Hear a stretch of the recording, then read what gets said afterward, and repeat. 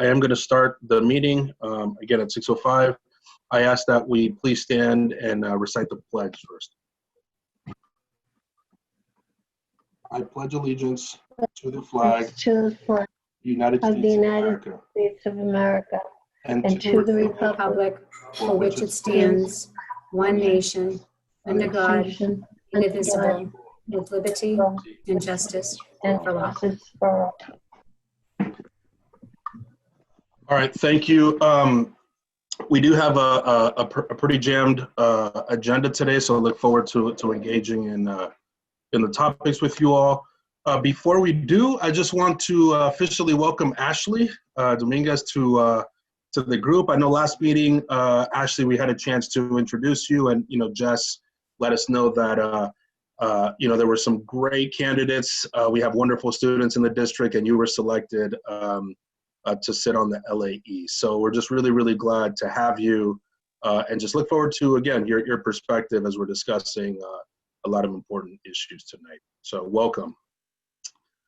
Don't want to say a lot because, again, we have a big agenda, but I would be remiss, especially after saying the Pledge of Allegiance, just to, at least for a moment, acknowledge that amidst everything else we've been dealing with in the last, 10 months or so, I think the events of last week in the Capitol, I know have affected a lot of people very deeply. And so, at minimum, I just want to acknowledge that is, something that I know I've heard in talking to a lot of folks that it's just something that's had a quite profound effect, on folks individually, personally. So, just want to start the meeting by at least naming that and, knowing that we're operating in the context of a whole lot and now, all of that as well. So I just want to name that at least and open the space before we jump in.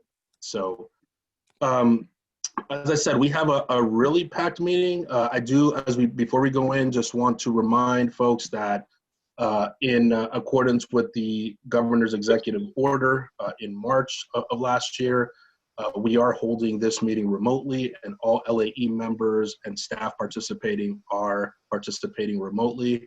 We are streaming this live on Facebook Live as a way of just being able to have public members listen in real time.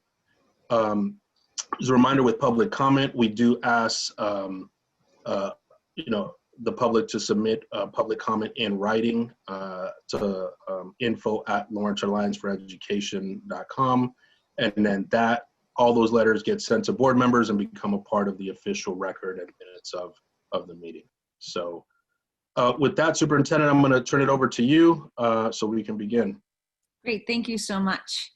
We're excited about tonight's agenda, and I'll kick us off with our first agenda item.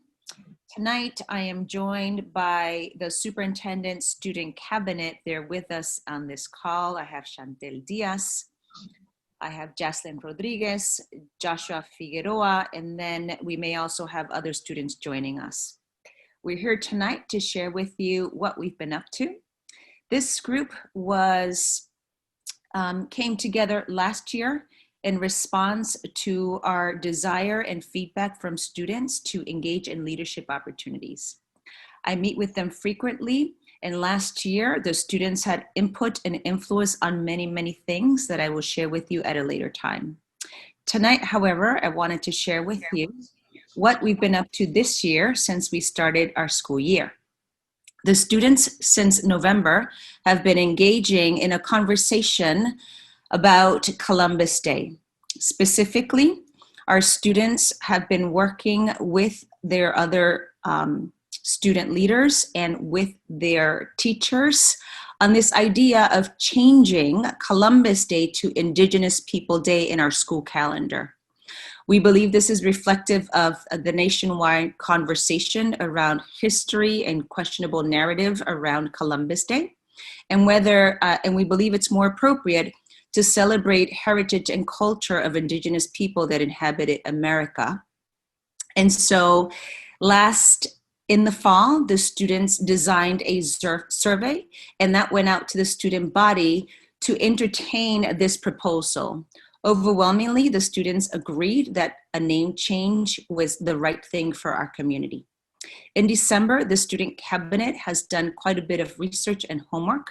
They are divided in 3 subcommittees of this project. One is research, one is partners and engagement, and then proposal writing and presentation. This month in January, they've also been engaged with organizations that across the state of Massachusetts and our nation have engaged in this process, which is very familiar to other communities. So we wanted to share that with you, open it up for any questions, initial reactions, or comment. And you can expect that the students will be with us next month and requesting the board to entertain this idea of changing Columbus Day to Indigenous People Day on our calendar more formally. I'll pause here, and the students are here just to be part of this experience, as well as to entertain any questions that you might have on this project. Great, thank you. I will go, I'm going to be doing, comments in order. So I'll be calling board members, and obviously if you don't have a question, you can just let us know. So the first, Jess. I don't have a question at this time, but I'd love to hear more from the students. So, yeah, great. Agreed. And just sorry, before I go to Noemi, Superintendent, is the idea that the topic is being introduced, but there'll be more of a presentation with the students next meeting? Okay, so then maybe, okay, great. Yeah. So they're here if you have initial questions as they continue to prepare and research and formally do a presentation later next month. But tonight we just wanted to introduce the work that they've been doing, and for them also to get a flavor as they're developing their leadership skills and being part of this group. Appreciate it. Okay. Jess, given that context, anything? Okay, no, I'm still okay. I'm sure I'll have lots of questions after they make the presentation, and I'm super looking forward to that. So, yeah. Great, thank you. Noemi? I'm the same way. I'm just looking forward to hear more about the students, and maybe after that I might have some additional questions. Thank you. Great. Ashley? I have no questions at the moment. Great. Pat? I have no questions, but I want to welcome them and thank them for taking this challenge on. And I look forward to what they have to say next month. Great. Julia? I'm all set. Thank you. Great. And I'm all set as well. Look forward to the presentation. Look forward to, I guess one quick question though is, Superintendent, you mentioned that the survey was already administered, and I may have missed this, but I'm sorry. Are the results going to be, I know they're being used to inform, but are they being presented next meeting? Is that the plan? Okay. Yeah, absolutely. As part of the presentation, we will share with you the entire process, including outcomes of conversations, interviews, research, and survey results. Okay, great, thank you. And I apologize tremendously. I didn't see, you know what it is? We have more people that can fit on one screen. Yeah. So, Dan Rivera, I'm sorry, Mr. Rivera, where are you? I didn't even see your box. There you go. Okay, sorry, I skipped you. I'm sorry, go ahead. When you're out, you're out, I guess. Yeah, right, I'm sorry. No, I'm all set. I'm happy to see it. All right, thank you. All right, thanks, Superintendent. And again, look forward to this presentation. Great, thank you all for that. Thank you, Josh. Thank you, Jocelyn. Thank you, Chantel. I will see you guys soon. Thank you for joining us today. So next, I'm going to welcome my colleagues from CDA, Arlington Elementary School. I'm joined by Amanda and Alex, who are the co-leaders, as well as Maria Moeller, who is a champion and former partner of CDA. And I'm gonna let both Alex and Amanda and Maria introduce the next topic, which is we're going to be requesting of you all a name change of our beloved CDA. So I'm gonna let Amanda take it away. Hi, good evening, Mr. Chairman. Good evening to the board. Thank you so much for having us. I'm Amanda McClellan. I'm one of the principals at the Arlington Elementary School /CDA. I'm joined by my co-leader, Alex Rock, And as Cynthia mentioned, Maria Mahler, CEO of the community group, is also here. We are very excited to be here tonight because it represents a big step in the evolution of the Arlington School. And we did have a slide, but I'll just walk through the talking points. The background here is that for 8 years, our elementary school was managed by the community group in partnership with LPS. Last year, during 2019 and 2020, and even before that, we were engaging in a process of becoming autonomous and independent from the community group so that we would ultimately be a traditional LPS school again. And last year, we, as school leaders in partnership with Cynthia's team and with the Arlington Middle School, who we share a campus with, identified the goal of ultimately becoming a campus kindergarten through 8th grade with vertically aligned and streamlined curriculum, as well as systems that support teachers and initiatives and efforts that support families. We convened a school leadership team. That school leadership team was made up of members from both the middle school and the elementary school staff, and 50% of that team were community parents representing both schools and parents with children in both schools. That SLT this year, after doing substantial work last year, identifying scopes of work that could be streamlined in the first year that Community Day Arlington was independent from the community group. We identified this year that changing our name from Community Day Arlington to Arlington Elementary School will be a big step for us, signifying our independence. The community group's successes leave a lasting impact on our school. During the 8 years that LPS was partnered with the community group, dramatic changes happened, and we are really proud of our successes and our independence now.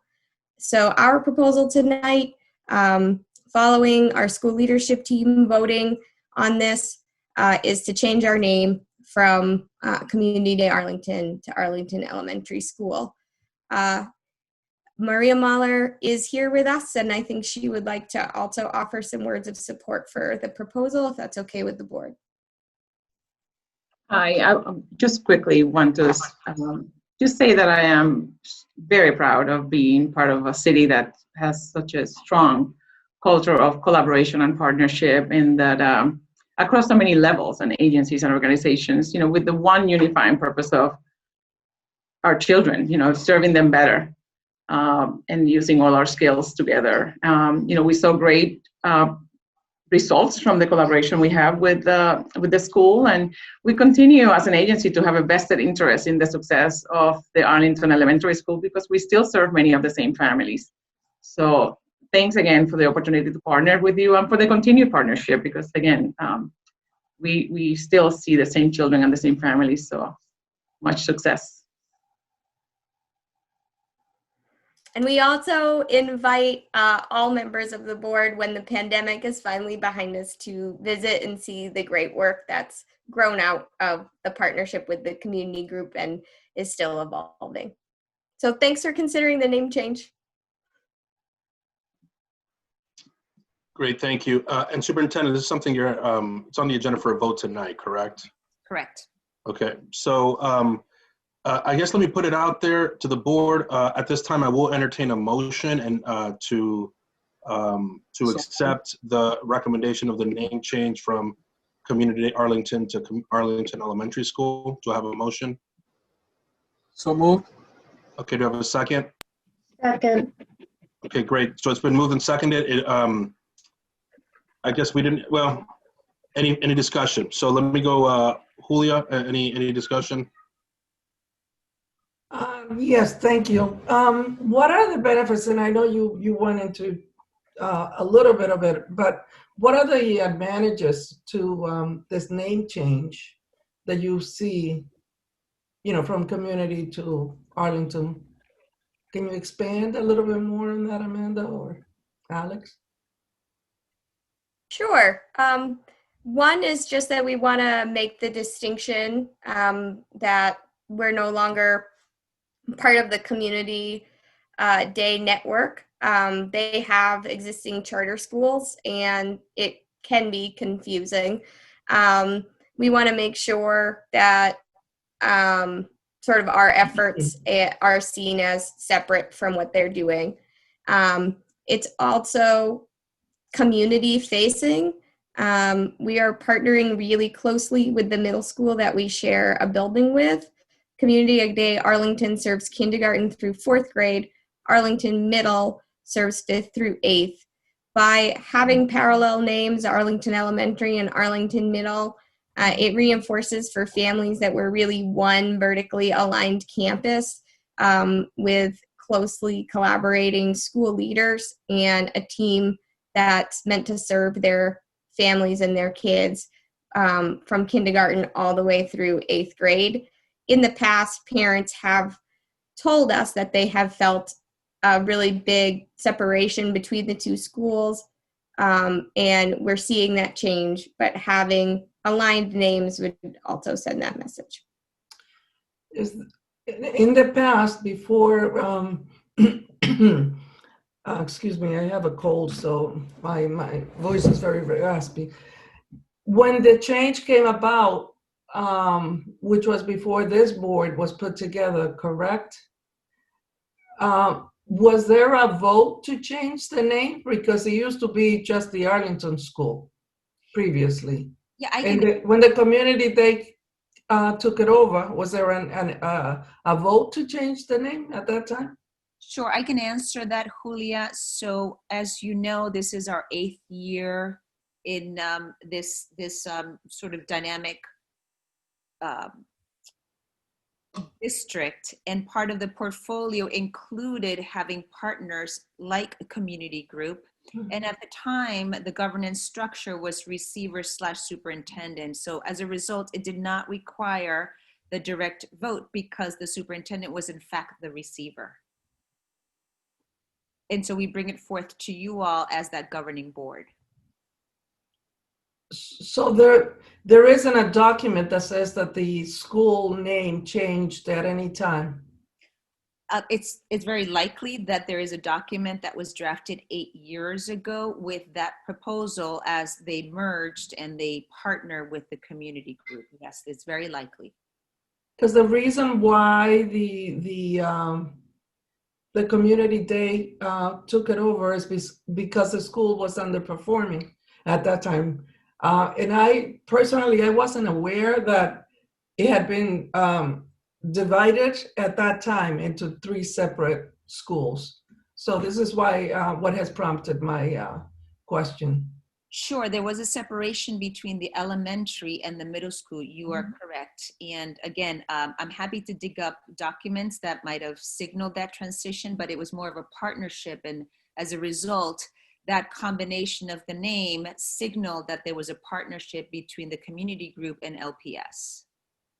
All right, thank you. Thanks, Dan.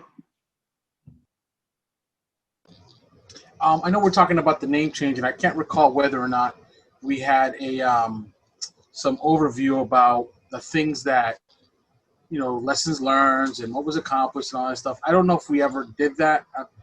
I'm trying to dump as much of my not necessary information out of my head, but I thought that was important to do, considering the important work that was done with Community Day, and that we could say, you know, before people start saying it didn't work, we can start saying what actually did work. Yeah, I'll take that as well. So you're absolutely right. I think it would be good for us to, moving forward, have a reflection period. And I think this is a good time to do that, since we do have new leadership at the school, and that's Alex. And then Amanda has the historical content and knowledge that we all are going to need to piece that together. And then the support of Maria, we believe has been a success, but we will bring it back to the board to do a big reflection and good learnings from this partnership. Thank you. Great, thanks. Pat? No questions at this time. Thank you. Great. Ashley? I have no questions at this moment. Okay, Noemi, I have no questions. Thank you. Jess? No questions. Okay, and I have no questions either. So the motion's been moved and seconded. I'll do a roll call vote now. Jess? Yes. Noemi? Yes. Pat? Yes. Dan? Yes. Julia? Yes. And the chair votes yes. So the motion passes unanimously. And I just want to maybe, I know the motion passed, and I do look forward to this more reflective exercise and look back and really understand, sort of the impact and the results over the last 8 years. But I just want to also say publicly thank you to the community group for both the work with the Arlington, but also the ongoing partnership around, so many different areas, including the early education and care programming that I know you all support. So just want to thank you for your ongoing partnership. And I will say this, in seeing, different types of school governance and reform efforts and just whatever you want to call it, it's not always a case where a partner comes in, helps support a school, and then hands it back, for the district to continue doing its work. So it's, just really want to applaud you for the work that you all have done and just continue for your ongoing partnership. Thank you. Thank you, Alex, Amanda, Maria. Thank you. Great. Thank you. Thank you. Okay, if okay with you, I'm going to carry on with our agenda. And momentarily, I'm going to ask our colleagues from CBI to join us, but we do have one agenda item to discuss, which is SMMA is here with us and they're requesting a vote. I think you may have that. If not, I'm happy to share that as well. Let's see here.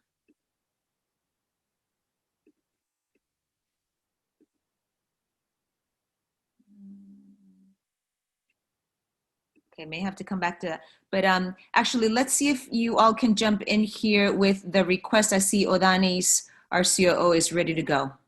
Sure. Good evening, everyone. We're here before you, members, to ask for a vote. The language on the vote is for Lawrence Public Schools to accept the custody and management of the parcels. This is as it relates to the Oliver School Partnership project.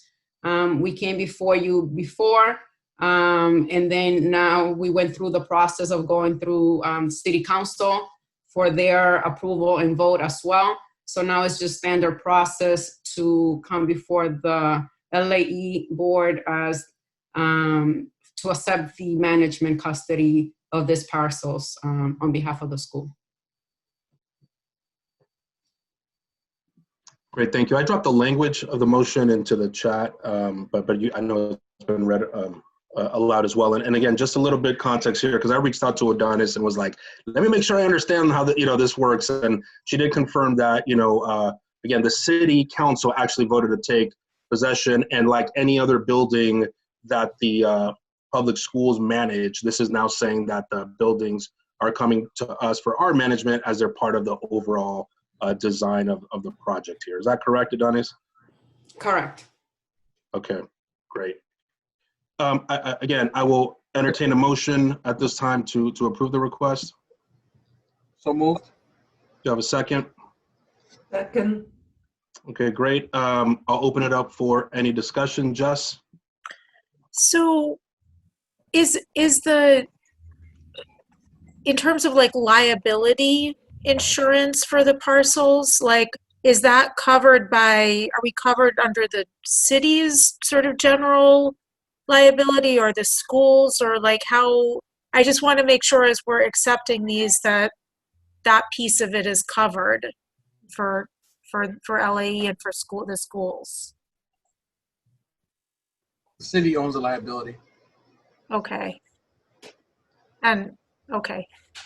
So then I'm generally excited about this project and we need those lots to do it, so then I'm in favor of this.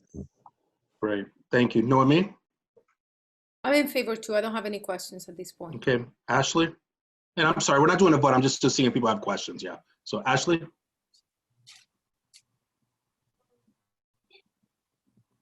I think that was no, right, Ashley? Sorry, I didn't hear that. Okay, thanks. Pat? No questions, but I'm very excited that we have these parcels and the project can move forward. Thank you. Great. I always feel weird saying this. I'm about to get used to it. Dan? Thank you. I would just say about this that this was the easy part. And if you recall, it really wasn't that easy. We still have to fund this project. So I just want to take 2 seconds to say that this work, however, administrative it was, I mean, frankly, we own the street, we own the property, and it was incredibly, it was for the staff at the very least, very incredibly hard thing to do. And so I would just encourage everyone on the LAE board and everyone listening who wants to push this project to talk to a city councilor, to talk to the mayor. And just for the record, I'm not the mayor. But I say that in all honesty, this is not going to be easy because we're going to have to pay a big deal on this, and everyone has to lean in and make it a choice. Just make it a point of talking to one city councilor or the mayor, just to make sure that this stays on track. None of these votes were unanimous. I'm going to say that again. None of the votes for this was unanimous. So the fact that we passed these with small margins is important to note. But I am really excited that we are. I don't want to, make it all negative. We are at a very important point. We got the lots. Sometime in the near future, once we get the funding nailed down, we'll be breaking ground. And I just want to say thank to Adonis and her team, Superintendent and her team, and the architects and Pink and Co. and all those folks who've been busting their humps to get this right. Thank you so much. Great, thank you. Julio? I'm all set, thank you. Great, and I have no comments. So I'll go ahead and do a roll call vote. Jess?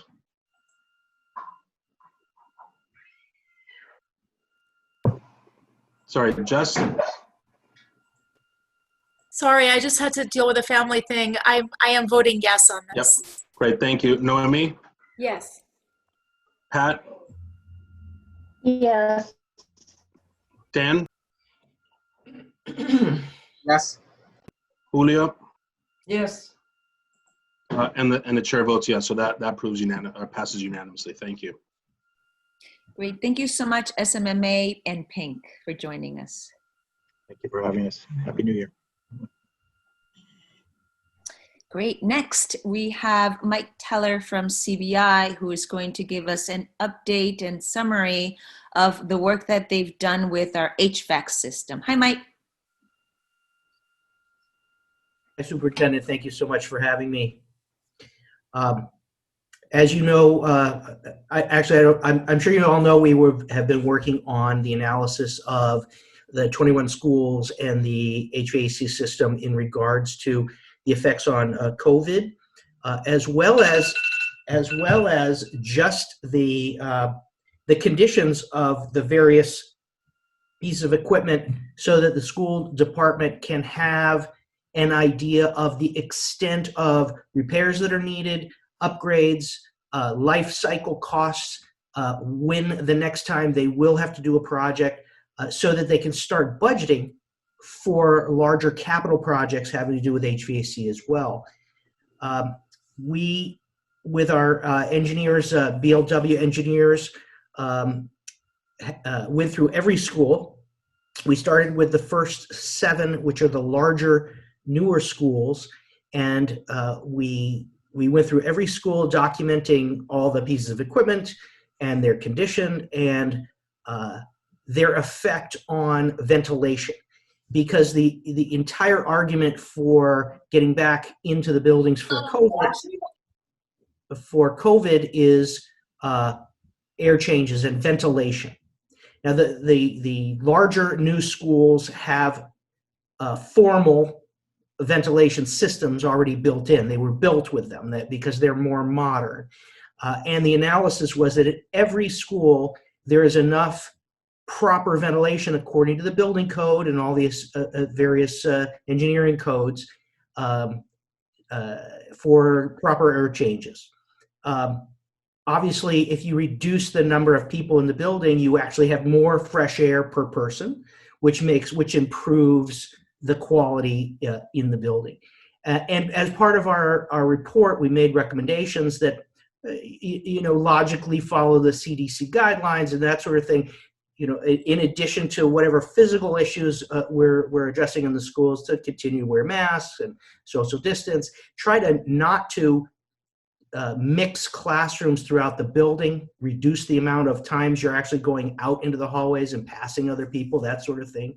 At the same time, from a maintenance and operational standpoint, and Chris Merlino and his staff have been working very hard to make additional I don't want to say changes, I want to say operational edits to their systems. Number one, run them all the time. Most of the HVAC systems in these buildings are designed to maximize energy efficiency. That's sort of out the window in a pandemic. That's not our concern. Our concern is keep the air flowing, keep the fresh air coming in. So they're doing that. And that's in all 21 schools. Wherever there's fans, keep them going. And so we made recommendations at that level. They changed all the filters to higher level filters that are better. There is a limit to how good, there's a limit to the types of filters that can be put into these buildings because the equipment wasn't designed for really, really, really tight filters. It would actually burn out the equipment. So we're using the best ones that we can actually use with the equipment.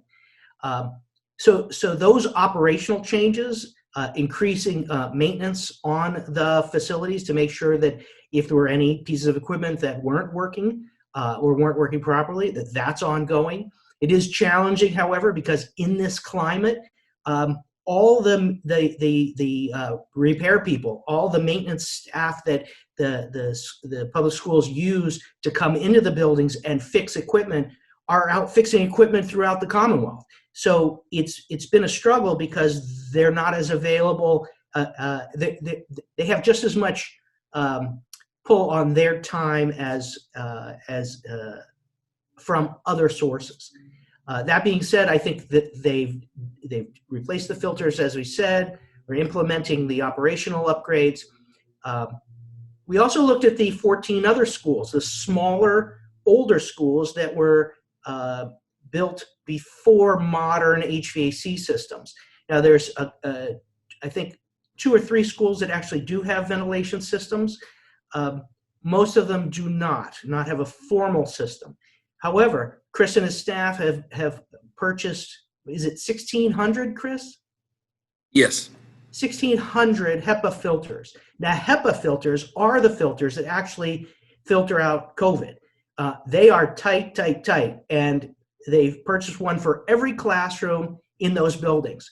So as part of this program, right now, that's the first thing we want them to do is make sure that those really high level quality filters that are sized for the classroom are in operation all the time. And they're intended to change all the air out in the filter, all the air in the room, what is it, 6 times an hour, Chris? Yes. Which is what is recommended and what is basically the equivalent of the bigger schools. So that's a really, really good upgrade. In addition, we're recommending that on those smaller schools, you leave basically the windows open enough, as much as you can stand. And this is a conversation, Superintendent, we had earlier about you just can't throw open the windows and make the classroom cold. There's a balance between how much fresh air you can let in and how comfortable you are in the learning environment, because ultimately the bottom line is you have to teach and you have to have a comfortable space. So it does fall to the teachers to sort of modulate the windows. How much fresh air, especially in winter, can you stand and still keep the temperature at a reasonable level? It means the heating system's working all the time. Again, we don't care about energy. We care about fresh air and filtering air and moving air. So those recommendations have also been implemented. Our report has included that analysis. our recommendations for repairs, recommendations for replacement at certain intervals. And in the 14 older, smaller schools, we also made recommendations for installing a ventilation system in the future as a further capital upgrade, and we provided those costs and concepts for each building as a way for you as a group to understand what those costs are and what the implications are, so you can plan for the future. And unless I've missed anything, I think that's the gist of it. Questions? Great, thank you. Start with questions. Julia, I'll start with you. Thank you, Michael. It's an excellent explanation of what has been going on. So in terms of the staff coming back into the school buildings, what type of comfort level do you think they'll have just by listening to what has been done so far in the different schools? I mean, I know that we can't guarantee that they're going to feel 100% comfortable, but based on the questions that they previously had to come into the buildings to teach.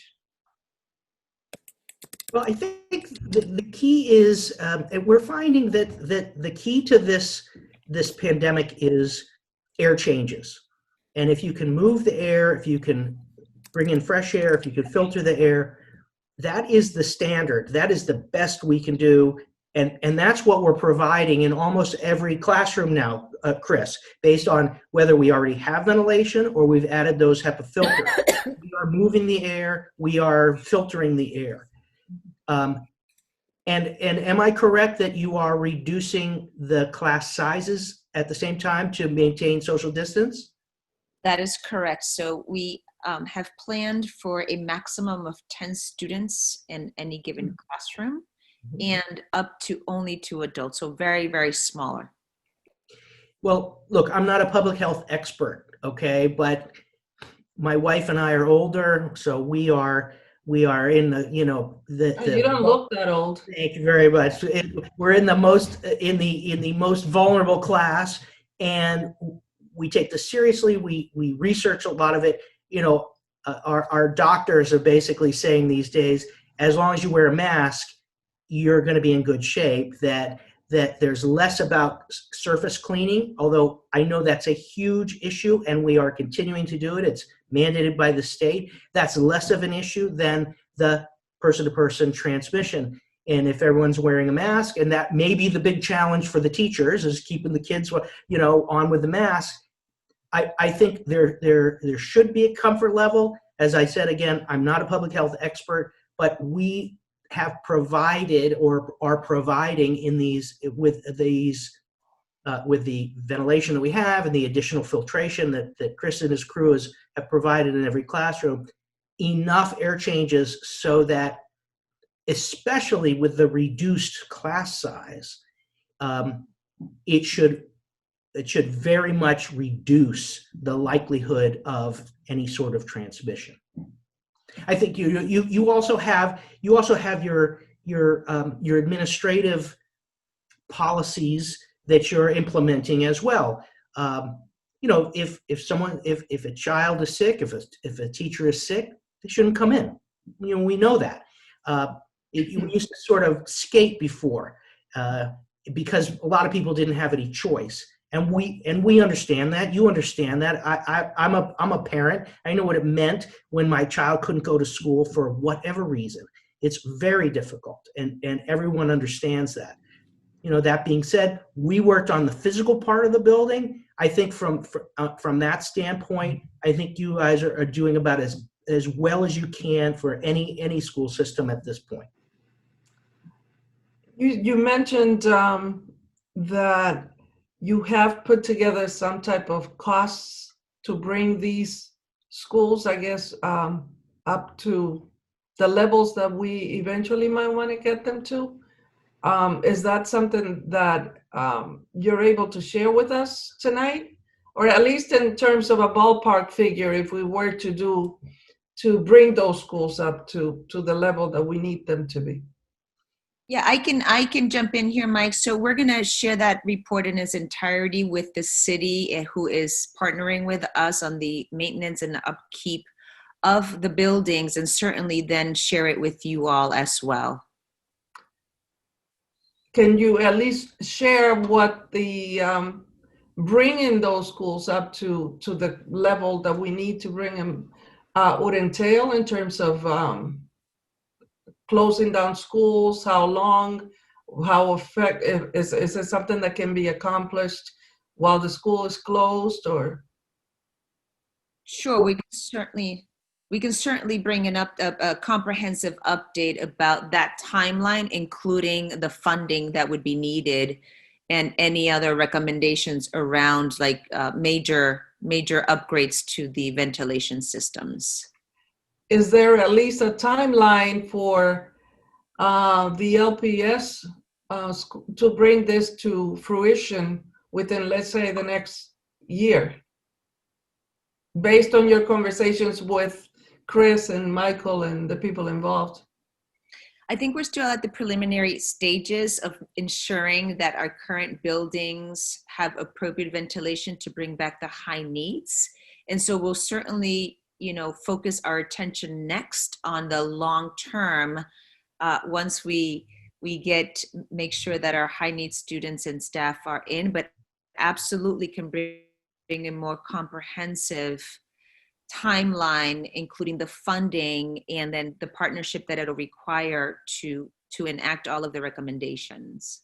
I appreciate that information and your report as well, Michael, but I think it's something that should be done, presented to the board rather earlier than later, because I'm sure that a lot of the staff coming back into the buildings will have those kinds of questions for their future security and safety when they come back, especially if anything happens during this time while these precautions have been put in place, and we still have issues that that might be out of our hands. Thank you. Great, Dan. No, I want to just say that I think that the effort has been tremendous.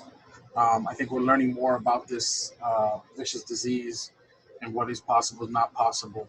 I was happy. I think that all the work that we've done to date in preparing the HVAC system to all the big schools has helped this not be a big ticket item list, and that the work that's being done, that needs to be done, is small, and that the safety is high, and with all the other mitigating things that we're going to do, like you mentioned, the number of kids in the classroom, all that stuff, that it's not just ventilation alone, it's ventilation plus the other mitigating factors will make it a safe place to teach and learn. And the sooner we can get those kids back in those classrooms, the better. And so I'm excited to see this movie. Great, thank you. Pat? Yes, I have a question. I don't know if it's for Mike or for Chris, but how often do these new filters need to be changed?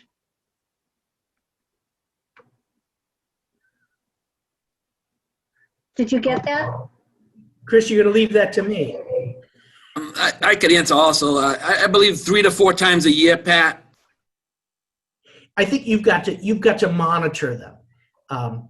Certainly, each school it could potentially clog up the filters. I mean, that's really what we're talking about. Faster than others, depending on the age. Sometimes, in the architectural world, different buildings generate a different amount of dust just because of their age and the materials that you have as finishes throughout the building. So HEPA filters are super, super tight. And the more dust there is, the sooner they clog up and have to be replaced. So, and Chris and I have talked about this, about how they're going to monitor those filters per school to see at what level they're getting to, and to be sure that they're still working and if it's on a quarterly basis or every third, every 4 months or whatever. So they're on it. Does that answer your question? Okay, also, Superintendent, which schools I know that the high needs children are coming back. Which schools are they coming to? Sure. If it's okay with you, momentarily, Mary is going to share the entire list with you in a little bit. Okay, I can wait for that. Thank you. One other question. I'm not sure if the school department, well, I believe we're leasing buildings. Were those buildings checked also for their ventilation systems? I think you're referring to St. Mary. I don't know if Sure, we heard you. I think you're referring to the St. Mary's building. Yes. The answer is yes, Pat, that is included in the study. All right, and what about St. Augustine's up on the hill? Yes, as well. That was Yes. checked out too? Yes. Okay, thank you. Thanks, Pat. Ashley? Great. Noemi? Yes, I do have only one question, and it has to do with the ventilation. Not that I have concern with the current plan for the ventilation, but one of the comments that I have heard more than once, is the ability to open the windows as much as possible to help with the, with the ventilation process. And we have been lucky enough that the weather hasn't been bad, although for me, anything that is below 80 is chilling, but that's besides the point. But once the weather goes into 0, -20, I will imagine that at some point, the schools might not be able to keep the windows open because the heater might not, be enough. So in a case like that, where they have to close the windows, my question is how much we are relying on a safety ventilation on the windows, or if that's something that we should not be concerned about. Because I will imagine that at some point, the windows will have to be closed, and do people will have to worry about that, or is that just an additional redundant way to keep the circulation adequate?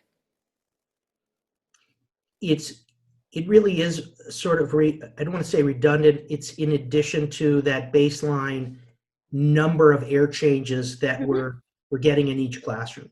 So if you think about the 7 biggest schools, we're a little less interested in opening the windows because the ventilation system is designed to work totally with them closed, so you don't have to open them. In the smaller schools, because there isn't that formal ventilation system, it helps with the HEPA filters and the 6 air changes per hour.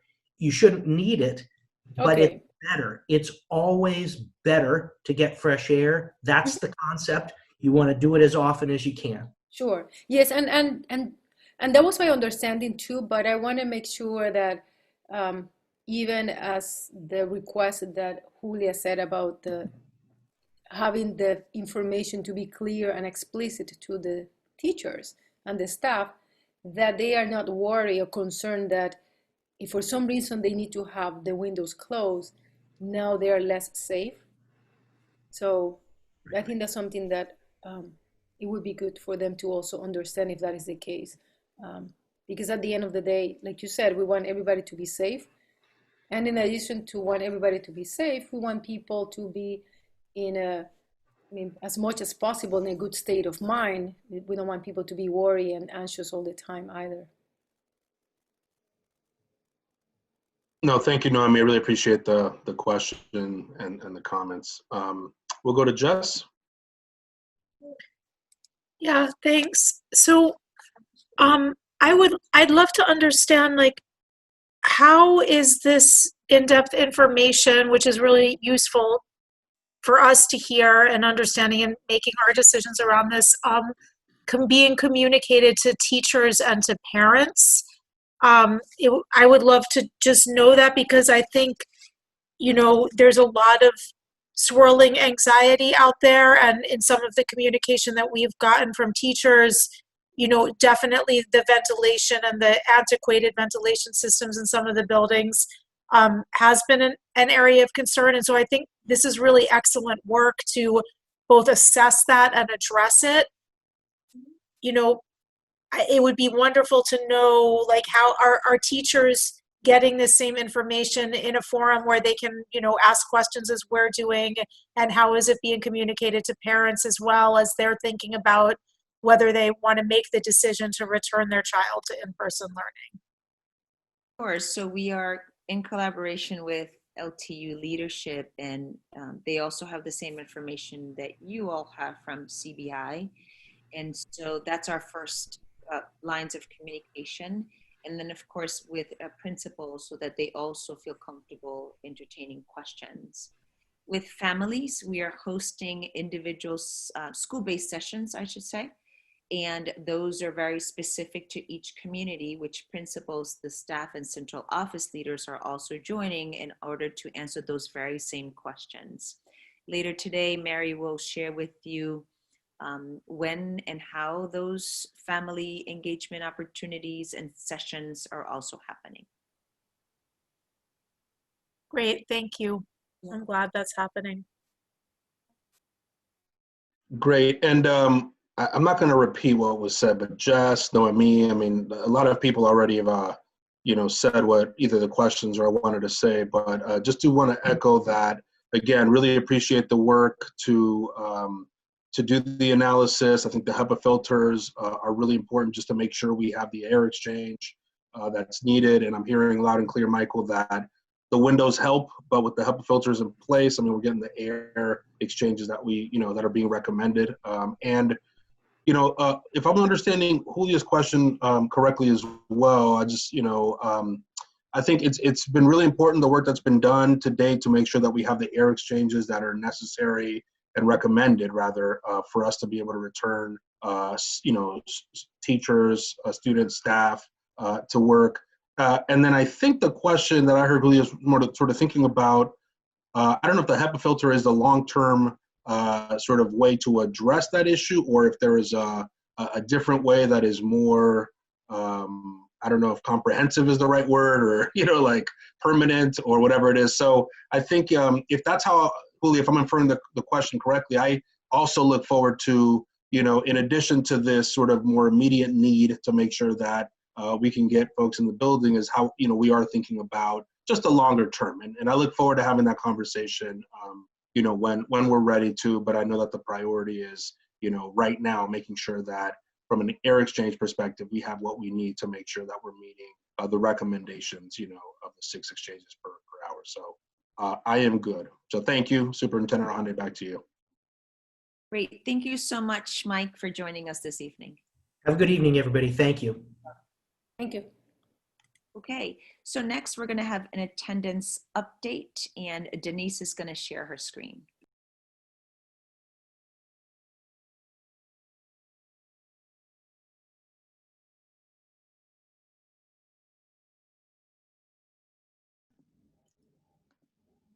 Good evening, everyone. For the record, you can't unmute yourself once you've shared your screen, so hold on one second. All right, great. Thank you. It's good to be with you again. I'm happy to share a brief update here with you about our attendance. In the past few months, we've been coming to you in 4-week increments, showing you what we did for the first 4 weeks, how we did for the next 4 or 5 weeks, etc. I feel like we've grown into a monthly report because we are now at 19 weeks of school, and that would be quite the spreadsheet, right? So this is a little cleaner way of sharing with you the data. So as you can see, it is very similar to past reports in the fact that there is current year data on the first line, 2020, 2021, And then on the second line, last year's percentage rates for attendance, and this is daily attendance. And then the final row includes the percent of change between the 2 years. And you can see September, October, November, December. And then I added off to the right the first couple of days back from the school winter break, because I thought that you might want to know that. And so this is through the day that I emailed you the report, or that Joan emailed you the report. So if we jump back to September, you can see, as we discussed back then, at that time, we had about a 10% decrease in daily attendance, and we talked about the challenges of that and the realities of the pandemic.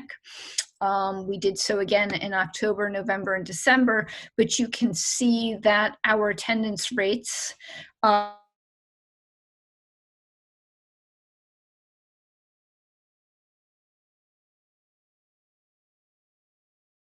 impact.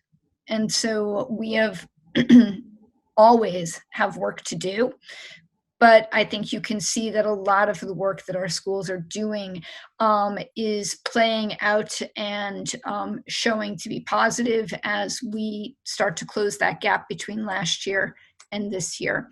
And of course, if we look at these first couple of days back at school, we can see again that that rate of change is a little bit bigger than we would like. On the other hand, we also know that our numbers are usually a little bit low immediately after a sizable break. And you can see that, reflected in the percents of 91% attendance on those first 3 days versus December, where it would have been 93% last year. So that gives you some idea of typical change. And I think that's about it. I'm happy to take questions. And of course, I am more than happy to come back again next month with another update for you. Great, thanks. I'll open it starting with Jess.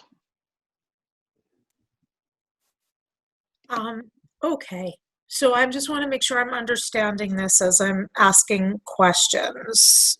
So I'm just going to use the first 3 days of the return from break numbers, just because I understand that that's a little bit higher than what we think is going to play out over the coming weeks. But so that's what we're talking about is the average daily attendance, right? So the average daily attendance is 82.5% now, right? When we're talking roughly 13,000 students in the system, more or less, right? Give or take a few hundred. Yep, close enough. Right, okay. So that means on any given day, more than 2,000 students across the system are not attending school. I mean, yes and no, because daily attendance is pulled from a number of periods in total attendance. So a student could be coming for part of the day, but not enough of the day to be counted for the daily attendance. Okay. So I guess the thing that I just want to say about this, and I know that the return to in-person learning is super tricky. I know that it's almost seems insane to say this given the, case numbers that we have in the city at large, but these numbers are just, to me, crying out to tell us that we really need to work as hard as we can as a community to return to in-person learning, because that is the thing that is going to get those attendance numbers back up again. I mean, and this is, something that we as a district had already identified as a priority for us to work on back when the numbers were at last year's levels. And now, we're facing a situation where, on a regular basis, we have more than 1,000 kids who are intermittently engaged or not as engaged. And I don't think that that's not a fault of LPS, right? That speaks to all of the underlying and larger issues that so many of our families face that just get exacerbated by the pandemic. But we need to get back to in-person learning. And I'm just going to get on a soapbox for 30 seconds here and say that the way we're going to get back faster is if we embrace the vaccine. And I know that there's a lot of questions about the vaccine out there in the community, and a lot of, there's some resistance around it. And I encourage all of us, and I encourage all of us to educate ourselves on that as much as we can, but also for LPS to look at the things that we can do to help spread good information about the vaccine, and think of that as one of the ways that we're going to meet this goal that we have of safely returning to in-person learning. So that's just my comment on this, and I appreciate the transparency of this data, and it allowing us to engage this difficult question. Thanks, Jess. Thank you. Noemi? I don't have any question at this point. I think, I have some of the similar comments or observations that Jess did. I do appreciate the data as being the way that it's presented, because it's very clear. And I'm looking forward to, keep encouraging the system to continue presenting the data like that for us. So thank you. Thank you. Ashley?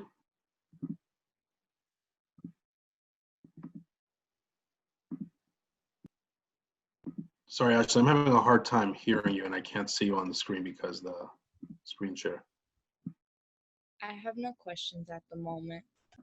Great, thank you. Pat? Yeah,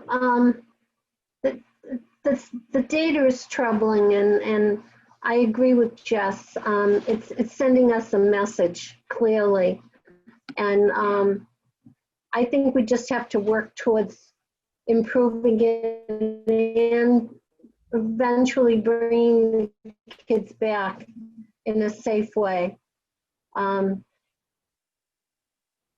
That's basically all I have to say at this point. Thanks, Pat. Dan? I just want to, the worry is crazy, right? Like, what can we do more of? And I know that the last presentation of all the stuff that you guys are going through to make sure that kids are showing up. I guess,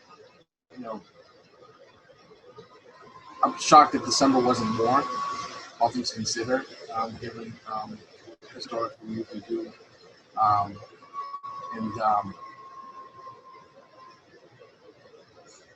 guess I need time to reflect more on this, on what can be done with this, because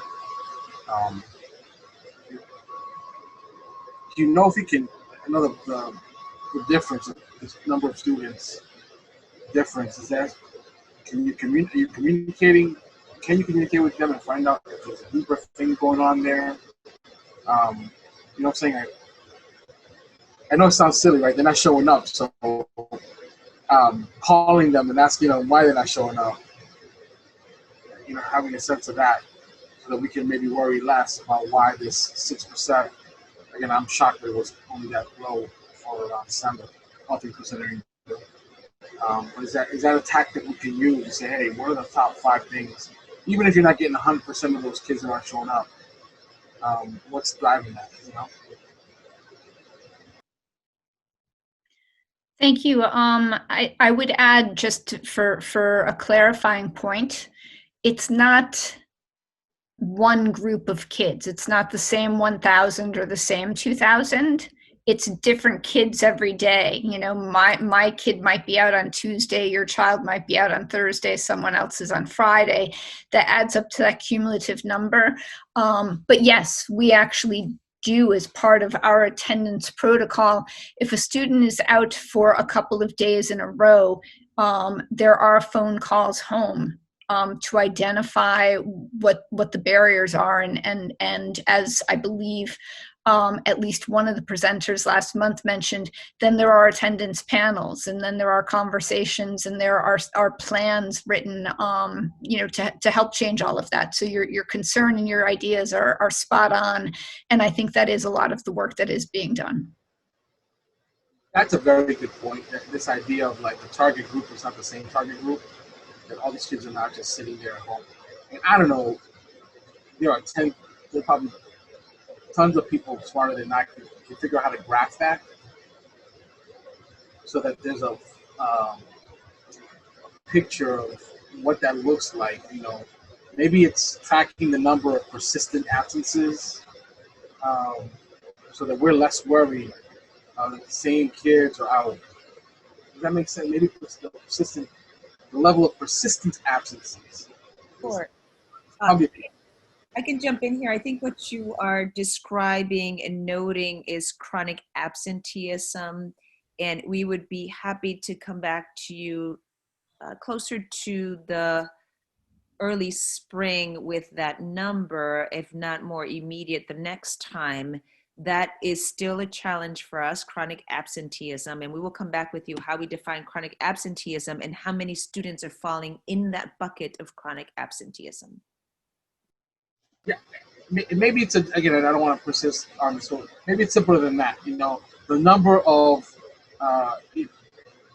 in September, and you don't have to do it against last year. Just in September, the number of kids with 4 or 5 absences were X.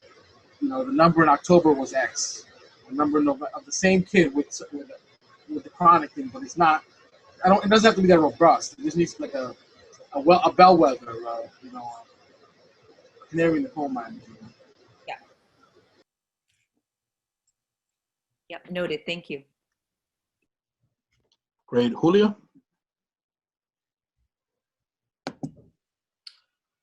Thank you, Ventura. Going back to what Dan just said, I believe that the last time, Denise, that you provided us with these numbers, we had asked if you could give us a breakdown of the absentee rates based on the different grades, because that would give us a better idea as to whether some of these children are in the country, outside of the country, they're being taken care of by other relatives. I think we had an ample discussion on this the last maybe before December, I can't remember, but we really did not get that report again. I noticed that in November, and you can tell me if that is feasible, if it's something that can be done, because I think if we see where these children are missing, that could give us a better idea as to how to handle it, and give you better ideas as to how to handle it. To maybe prevent it or motivate or whatever needs to be put in place in order to get these children back to school, taking into consideration also that because of the pandemic, a lot of the parents are going through a lot of different situations at the current time as well. So, everything it has an effect on everything that is happening. We can certainly do it by grade. I'm sorry?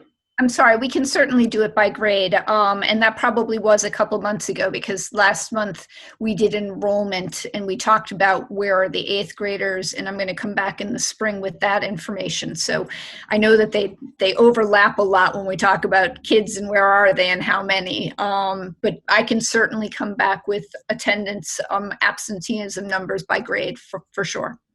Thank you. I believe the last time was like in October or something that you provided these for us. So is there any reason why the numbers in November are lower than in any other month? Is it because of the number of days, or is it just? At this point, it's educated guesses about this, and I'm going to say that, by November, we've got schools in a rhythm of doing this good work, and I think we are making progress. And then December, you have a lot of holidays, plus you have a continued spike in the pandemic. And there's a combination of that, results in more students not showing up, particularly if I had to guess in the later days of December. Mm-hmm. Yeah, I feel that I'm sure that all of you are doing everything that you can to try to keep these children in school. My heart goes out to all of you because this is not easy, especially because it's out of your hands. And it has a lot to do with parents and what's going on at home with some of these children. So I don't, we can worry a lot about what's going on, but there really isn't much that we can do in order to make this better. So maybe the only thing that we can do as a board is continue to talk to parents and people that we know and keep encouraging them to keep the kids coming back to school. Thank you for the information, and I wish there was something better that we could say to you and say, tomorrow's going to be at 90%. We can't say that. Thank you. Yeah, thank you. Thanks, Denise. My son was peeking over my shoulder last time I spoke, and he was like, "You're hogging the mic, man." So I think that means I need to talk less. But let me just say a couple things. So first of all, I think the efforts that I know you've presented to this board and we've really wanted to know, and we've heard from school-based teams as well, about what they're doing. I think seeing the September through November, data, I think is evidence that, those efforts worked. You know what I mean? Like those efforts really bore fruit. It was a significant increase, which, again, just want to applaud. And I think now the realities of, December and then returning back, and I know it's only the first 3 days, I guess just want to say to you and the team and everyone doing the hard work every day to try to find out, why students are absent and supporting them, just to keep going and keep doing it. We recognize the effort. Again, we've seen the improvement from start of year through the first couple of months of the year. And now it's dipping again for a lot of reasons, as Leah said, that may not be in our control, but just, appreciate the efforts to stay persistent, and continue to support and find kids. And then just want to echo that, also Jess's point that, which I think all of us have said all along, but, then there's a reality also of the health situation that getting kids back and providing that opportunity, as soon and safe as possible is just going to be key. So, but appreciate the efforts. I would like also an update. I know this is only the first 3 days of school, which, or after the break rather. So when we talk next month, I look forward to seeing, the full month data and seeing how that should go. But thank you. Thank you, for sure. Ventura, is it okay? I think Dan and I both had a follow-up quick. Please. I didn't see him. Yeah, go ahead. Yeah. Okay. So I just wanted to say, I think, and this is following up on, I forget whose point, but it would be helpful to understand of this bigger number, this bigger percentage, like what subset of that is the group of kids that are like, the chronically absent ones, like who's missing every day or most days, or like what number of kids are missing that versus because we may have some core group of like 400 kids that's been chronically absent, and then the rest is as Denise, you described it, like your kid's absent Thursday, my kid's absent Friday, etc. But the thing I just want to say about that, and this I guess is just to reiterate my first point, is that means that there's a significant number of kids who are like intermittently getting schooled, and that, it's better than them not going at all, but it's way worse than we would want it to be. And it's not conducive to like really sustained learning. So I do think, it just underscores these other issues that we're having. Got it. Dan? Yeah, I just want to see if there was an update on that great, I don't know whether or not, that was me trying to say two things at the same time, sorry. There's an update on the great idea of allowing parents from the district to remote in and stay enrolled from outside the district. There's no play on that. And then secondly, what I was going to say was I'm not sure I've read about that anywhere. And so this great policy that is going to allow people who are poor and making decisions to go all over the place, but still can have a Lawrence public school education. We should be yelling that from the mountaintops. I don't know if there's been a press release to that effect or whatever, but we got to get that out there. And I just was wondering how it's working. Mayor, actually, we have a lot of people on that. We probably are, at my last look, about 200 families who have signed that agreement. So, you know, we can continue to publicize it, but schools are doing it and schools are monitoring it and they're updating return dates. So actually of those 200, some have recently returned already, you know, returned around the holidays.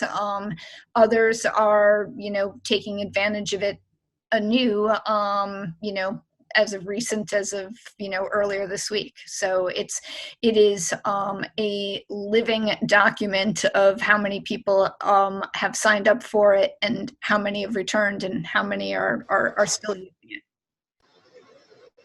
Yeah, I mean, again, if I was mayor, I would want to put a press release out on that, because that's 200 families that we actually hugged up and made whole education experience.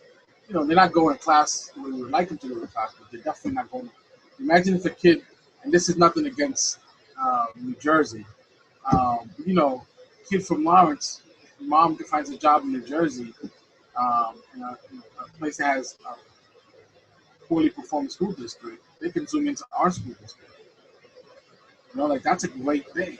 Or they go to, you know, a place that doesn't have any enough support. Anyhow, somebody should be telling that story before so who knows, maybe money will come with it if they find out we're doing this really cool things. Thanks. Okay.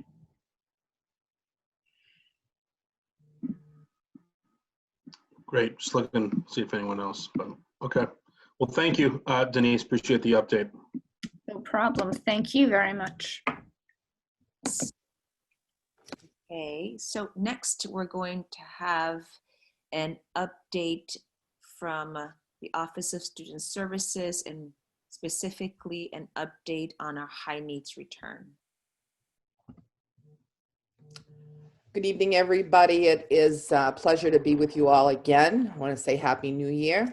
Nice to be with you. And it's so exciting to hear everything that is going on leading up to our return of high needs students. And so I do want to provide you an update on all of the planning that everyone has done across the district to be very mindful of what this is going to take to begin. And so I just have a few slides and happy to answer some questions.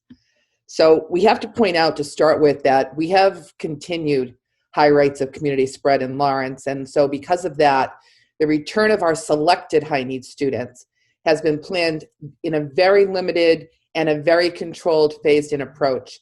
And so I know that you will all appreciate the reasons for that and why we want to do this in a way that is going to be the most successful and honestly, just safely for everybody involved.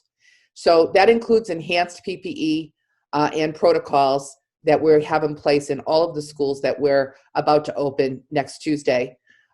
This week, the staff is back in those schools that are reopening, and they are receiving in-person training from our registered nurses in each of those schools, in-person training about the enhanced protocols that we're going to be using. And while it is not required in Massachusetts schools, we're going to be doing daily temperature checks on the students that are returning, just as one more way to just identify, you know, if there is a symptom going on. So that'll happen during arrival. Principals and staff have created, you know, the protocol for as kids are getting off the bus and they're arriving into the lobby or an area of the school and how they're spacing kids, and that will happen in a very controlled way. You know, I think already that Lawrence was approved as one of the districts to administer the Binax Now rapid antigen test That is a test for COVID that is just for symptomatic staff or students. It doesn't give us the same kind of, results that the PCR test gives us, but it's an indication where we can, say to parents, of a student who may test positive on the rapid test, now the student should go and have a PCR test for confirmation. If it's negative and the child still has symptoms or staff member, we would still follow the protocols for sending that child or staff member home so that they can get further testing. But it is just one more step that we have, in our enhanced protocols that we're going to be using. Again, our nurses, Lawrence Public School nurses, were trained on how to use this. It does require consent from the parent. And so the students who are returning, the parents have been told about this and will be signing consent forms if they want their child to be able to take part of that. We've assigned large classrooms. This is very easy because our buildings are empty right now. We're returning a small number of students. So for some high needs kids, special ed or English learners that might usually use a smaller group classroom because the numbers are lower, we're asking principals to use the larger classrooms so that there's much more room. We're also making student and staff limits in each one of those groupings, so that we're no more than 12 persons in any one classroom. And that counts the adults and the students that are going to be together in those rooms. Breakfast and lunch being brought to the classroom so that kids are eating together as a group with social distancing going on. The facilities department deserves so much credit. The plexiglass that's available across the district in many of these classrooms and, in areas across the buildings is just phenomenal. And so they deserve a lot of credit for getting us all of that work going on in the schools. And speaking of facilities, they are doing a great job right now and will continue to do when we bring the students back next week of daily facility cleaning, and not once but twice weekly deep cleaning, fogging actually, of the spaces that the students are using in these schools. So it's very impressive, our facilities team and what they're doing. We have an abundance of hand sanitizer and dispensers across all of our buildings. The teachers will be encouraging and modeling frequent hand washing with soap and water. That's the best line of defense here, along with masks. All of the schools have developed very specific protocols for which doors they're using for arrival, how they're passing through the schools. They have designated some staircases as up only, others as down only, hallways to travel one way only, so that students are not passing each other. When they get back next week, they will be practicing, how they're walking with the social distancing in lines when they need to get to class and then when they're dismissing. So it's been very impressive to see what the schools have come up with. And we are going to have to minimize additional staff and visitors in the building. It's not our preference to ask parents to just, drop at the door, but we really do want to make sure that we're limiting anybody else that's coming into the building. The fewer people that need to be there, the better. We will also have face shields and gloves available for students and staff that need to be in close proximity. For some of our students on an IEP, we know that the masks are going to be somewhat problematic. So we had ordered and are well supplied with face shields for students and staff, by the way, as well as gloves for staff that need them. So all of that is being provided in each of the schools that we're talking about. And of course, the kids will have mask breaks throughout the day, but they will be limited so that we can make sure that when the mask breaks are happening, everybody is 6 feet or more away from each other. You know that the staff were matched from a pool of volunteers who responded to the survey that we put out back on our December 1st, asking our staff members if they would be interested and willing to come back in and start with the first phase. The personal invitations were provided to the families of selected high need students that sort of matched those groups. And this week, the principals are leading informational Zoom sessions for families and staff of all of the returning students. So I had the pleasure of participating in the one that started yesterday and a few today, as you can see on this calendar. There are still more tomorrow and then one on Saturday, actually, Oliver Partnership is doing theirs on Saturday morning. If any of you LAE members are interested in participating in one of these meetings, please feel free to reach out. We'll send you the Zoom link. It has been very impressive to see the level of detail and the answers that the staff is providing to all of the parent questions. It's been really wonderful to see, and the parents, I think, are very, very appreciative of all of that going on. So this is just another look at the phases. I think we shared this with you before. The staff for phase 1 returned this past Monday, and our students will return on Tuesday because Monday is a no school day. And then phase 2 is right on the heels of that. Staff will return on January 25th, and we'll onboard those schools on February 1st. And then we met today to begin our planning in earnest for what phase 3 will look like for the remainder of our schools, with a start date of March 1st for those students. Just a reminder that a total of 259 staff members confirmed interest in returning to in-person learning based on that survey, and that was quite impressive. We were very, very pleased. And so we matched those interested staff members with the high needs groups. And preference for those high needs groups started with, for phase 1, the special education district programs. So those kiddos who are assigned to substantially separate, what we would consider substantially separate programs, where they spend most of their day with a special education teacher and probably a paraprofessional in a substantially separate from general ed classroom.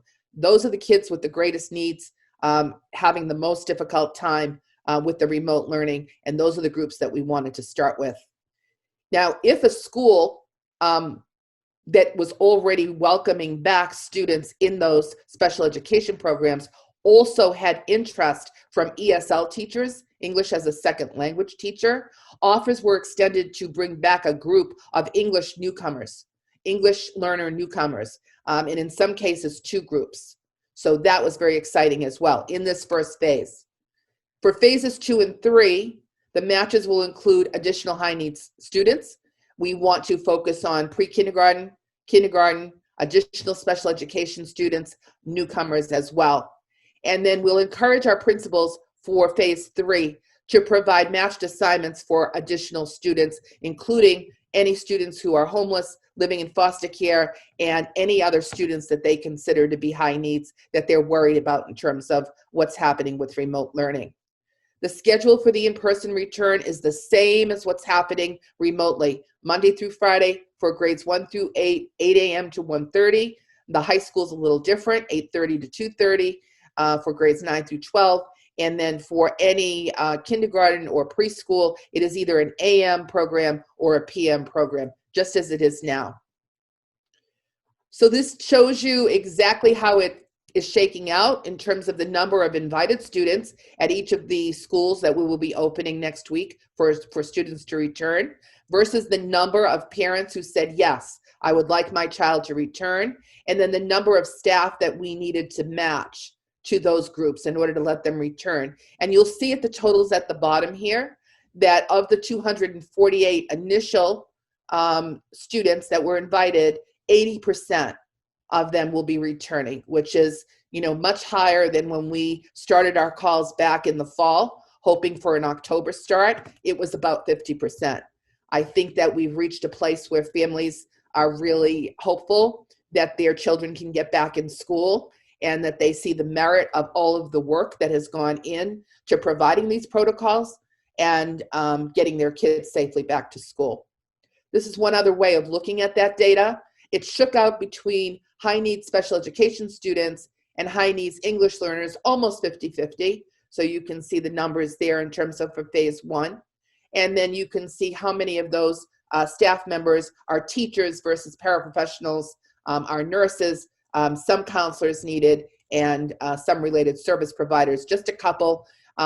Mostly because we don't want kids moving around during the day from class to class, and we don't want related services like speech and OT to be going, they can't go school to school, and even within one school, they can't go into 3 or 4 different classrooms. We're keeping everybody as self-contained as possible. So those services will continue, but they will continue remotely just as they are now, but students will be doing it from the classroom. And so they'll still receive all of their services. Down at the bottom here, you can see the anticipated schools for phase 2. And so we are finishing that up now and getting ready to launch those schools on February the 1st. And then anticipated schools for phase 3 on the right-hand side. And as I said, prior to phase 3, we are thinking about relaunching the staff interest survey, because we think that it would be good to start matching some additional staff members who may be feeling more confident about returning to in-person learning with us at the schools, and encouraging every school to have at least 2 groups with them so that they can practice all of the protocols as well. And we can look forward to sometime in our future, let's hope that it's near future, of getting as many students back as possible. Before I take questions, I'm going to invite my colleague, Kinnan Foley, to address the last slide here.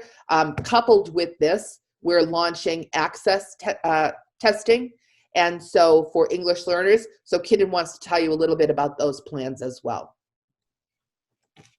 Thanks, Mary. Yeah, so if you can believe it, we're planning for a return of in-person to full in-person instruction. At the same time, we are also, along with every other district in the state, planning for access test administration in person.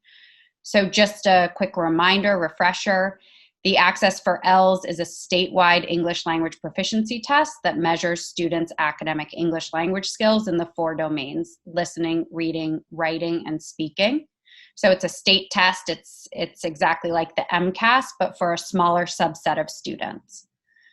In a typical year, the access window runs from the week we get back from winter break until the week before February break. DESE has extended the window this year, given the current circumstances, into the 2nd week of May. So the window opened on January 7th, and it runs through May 20th. So who will take this test? All of our students who are coded as English learners in grades K through 12. So pre-K students or students older in the transitional program at the high school do not take it. And there are approximately 4,500 ELs across our 32 schools. So this impacts every single school has an English learner, has many English learners. And so we're working right now, we're in the beginning stages of developing implementation plans with each school based on their population and each school's plans right now. Schools obviously will follow all of the health and safety protocols that Mary described for in-person learning. So we also just wanted to make everyone aware that this is happening simultaneously to the return of students to in-person learning. Thanks, Kinnan. Thanks, Mary.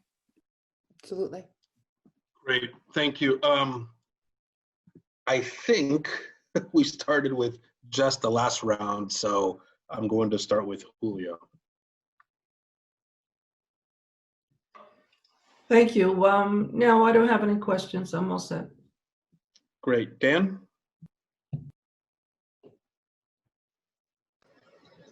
I just, for planning hard on this, this is clearly how you execute this is going to set the tone.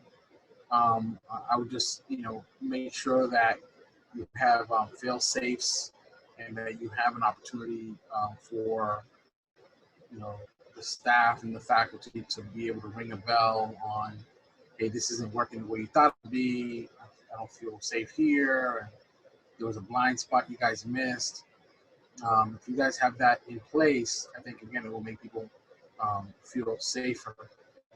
You have no more important tasks before the district than getting your kids back in school in person. And the way that rolls out is important. And so, again, with it, let people know what you're thinking about. Wherever I would just tell everybody about doing A, B, C, D, E. I know you're doing it now in front of everybody, but I would even post it on our website. Here's the plan, lawnpublicschools.com, get back to school in person, so that everybody can go find exactly the document and, tear it apart, whatever. And, at the end of the day, not everybody's going to be happy with it, but you will have a plan. And even if they're not happy with it, I'm not saying you should back down from that plan. At least don't say that they weren't informed, and they can't see me as a plan. But I really appreciate the effort. And no more important task before the district than to get kids back in person. Great, thank you. Pat? Yes, thank you. The plan seems very well organized, and I think you tried to foresee any issues that might occur. I have just one question. This week, the governor mentioned some kind of a testing in the schools. Is the rapid test that you're planning for the kids, when necessary, the same program that he discussed this? Yeah, I'll take that. Different opportunity for testing. The one that Governor Baker mentioned this week and the commissioner is pool testing, which is a bit different. We're currently participating in webinars and learning more about that. And Nancy Walsh will be briefing us on our ability to be able to participate in pool testing. The current one that Mary referenced is one that we can use when there are symptoms presented by students or staff members. And then we will be redirecting that student and or staff member to a local place where they can get a PCR test. Okay, thank you. Great. Ashley? I have no questions at the moment. Great. Noemi? I only have one question, and again, I also, I was trying to follow with all the different scenarios, and they really thought about everything. The only question that I had it was about who is watching the kids when they are, when they leave the classroom, because I can see, is it going to be recess? I guess that will be one question. And if there's going to be recess, sometimes, as the kids are in recess, that teachers is an opportunity for them to do grading, to look at the curriculum, to have lunch. I know there's going to be a reduced number of students, but how involved and how many staff will be watching the kids when they are not in the classroom? So all good questions.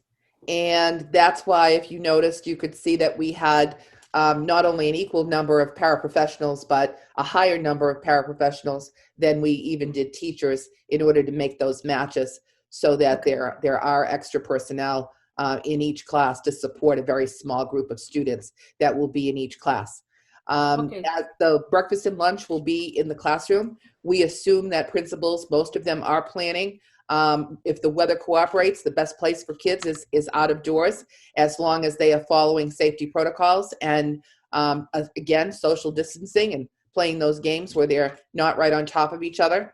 And so that will be happening. As far as the teachers' planning time and their own lunch, that's actually been built outside of the remote schedule. So, as, kids are being dismissed for 1:30, then, teachers do have time for planning and their own breaks as well. And I'm sure that they'll cover for each other for a few breaks during the day.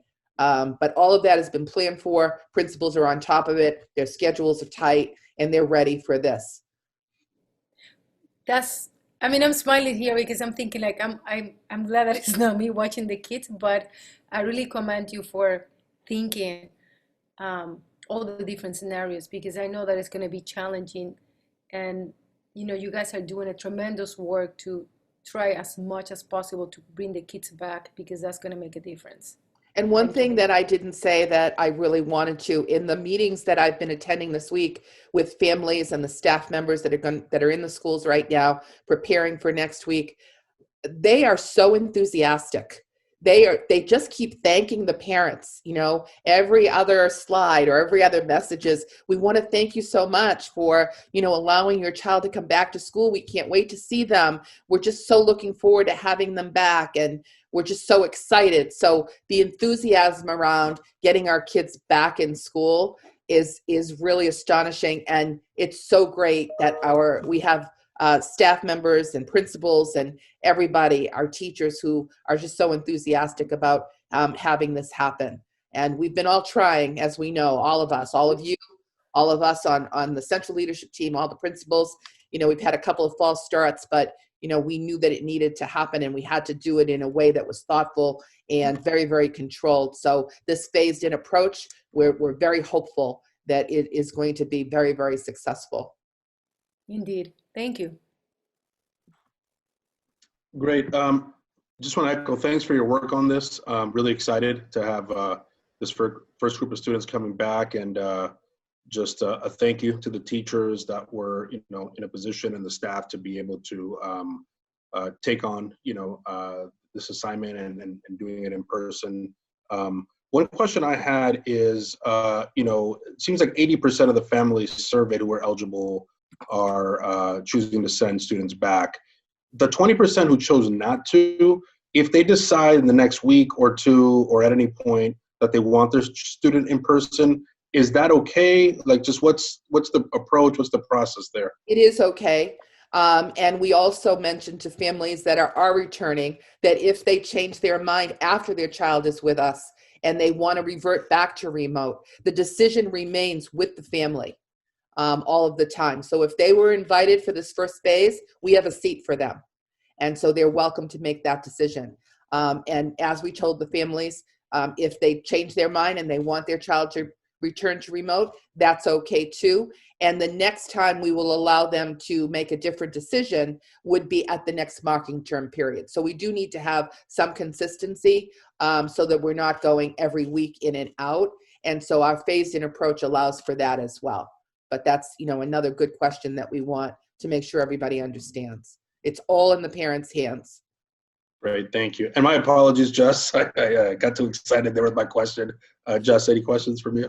No worries. I just had one, and forgive me if I missed this in the presentation. So what are we doing? How are we handling it if there's a case, a confirmed case? You know, like if one of the in-person students is test positive, or what's our protocol around that? Yeah, I can jump in here. We do have a really clear communication protocol. It starts with the classroom teacher and or student who has disclosed or identified. We loop in right away the principal, Nancy Walsh, facilities. So first communication, contact tracing, testing, deep cleaning, and then decisions about who gets quarantined and isolated or not. So all of those protocols have been established. We have good practice at communicating with the different groups, families, kids, principals, and at large. So we will continue to do that. We do expect that's going to happen. We expect that we're going to have close contacts, and we expect that we're going to have positive students and staff. And our utmost priority is to minimize that, and more importantly, to communicate, be transparent with others when that happens. Okay, thank you. Great. And Dan, I think there was a follow-up question. Yeah, when I hear something like you're going to have more paraprofessionals in there, I think, how can we reward those paraprofessionals who are disproportionately people of color and disproportionately paid less money? And so can we maybe petition the DESE about getting them credits for this towards their licensure? I don't know, the word is hard to say right now. Their license as teachers. You know, I think that is what's called for. They are bearing the whole brunt of teaching, but they're definitely being asked to do more stuff. And I just want to put that in there. I mean, it's got to be something we can do for those folks who are above and beyond. We certainly, we certainly like the idea of highlighting the excellent work that our paraprofessionals are doing. I can assure you that they are treated as one of an important staff members in the team. and that we are very mindful that it's not disproportionate the amount of work that we're asking any of our staff members. So we will certainly discuss that with Desi if there's any credits that are available for such things. And internally, we will continue to support them by making sure that the working conditions are those that they feel good about. Great, thanks. Thanks. Sorry, Noemi, did you have another question? No, I was just gonna say two things. One of them was a joke, meaning that I was gonna tell Danny that he needed to say, if I was a mayor. Right. But the other one is that I agree with him that there has to be a way in which maybe the experience would be as part of competency-based education, and with that provide some credit to the incredible job that the paraprofessionals are doing right now.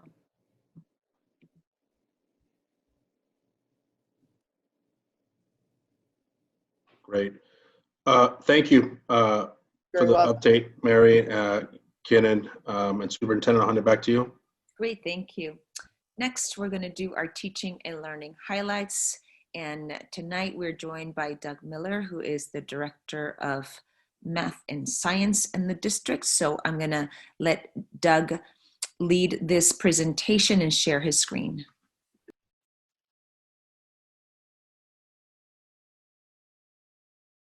I think you're muted. Still muted. Yeah, there you go. Yep. Hello, good evening. How's everybody? This is my first time presenting in front of you. So just want to say thank you for having me. So what we're going to do today is talk about some of the teaching and learning highlights that have been happening during this year, especially based on being remote and during COVID-19. What we're going to do is talk about some of the challenges and opportunities, what remote learning looks like, and some of the technologies that teachers have been using, and then highlight some of the teachers, what they've been doing in the classroom with their students. So as you look here, some of the challenges for remote learning were isolation. Everybody's working from home by themselves. We're all in our own houses right now, rather than a meeting. Technical difficulties. As you can see, it took me a couple seconds extra to unmute myself. So those are things that typically don't happen in person. And also planning. Planning remotely requires a little bit more time. It's a new paradigm for teachers. So that's something that's another challenge. And engaging students. Social cues that teachers can use when they're in the classroom with the student are no longer as useful as they were. Now they have to engage students differently.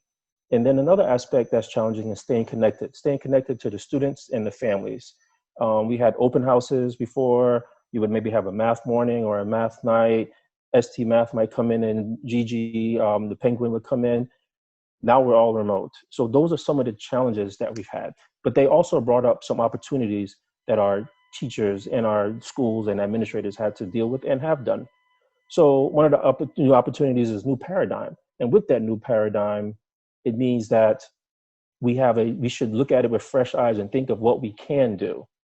So one of the things that you can do is think about how do you create joy for students. So thinking of your old curriculum where it was maybe paper-based, how can you create joy and create engagement with the students online, in person, online, but also if they were doing it on their own. But relationship building. So this was a challenge, but also it's an opportunity. For the student, if you had an open house, the parent couldn't come in for an open house. They couldn't make it. Now, if you want to have a meeting or discuss something with the parent, you can meet them online or have a phone call a lot easier. It's more accepted, more a part of what we're doing now. And this right here allows us to also re-envision learning. So when we think about re-envision learning, we're not just saying we have a book in front of us. What we're saying is we have video, we have writing, we have sound, so a student can give feedback in video and audio in a way that they could not before while they were in the class. And I know this word here is chunking. That's usually as an education term. If a student was getting an intervention or a teacher was teaching, they taught in a block, half an hour, 45 minutes, an hour. With chunking, what teachers can do now with remote learning is maybe put it down into more bite-sized opportunities for students to learn. So maybe a 10-minute video, a 5-minute video. So it allows students to have a little bit more finite learning and then feedback for the teachers. And another thing was interventions and tutoring. So being online, yes, it's harder to do all of the things that we used to do, but it does offer flexibility in scheduling for interventions and tutoring that it didn't offer before. A number of teachers have been taking a online facilitation workshop, and I saw this quote there, and it really stuck out with me. It says, "Good teaching is good teaching." It is. We said we have great teachers in Lawrence, but what happens is teaching online requires more intentionality. So it requires teachers to really think about what students and they're doing and how they're doing it.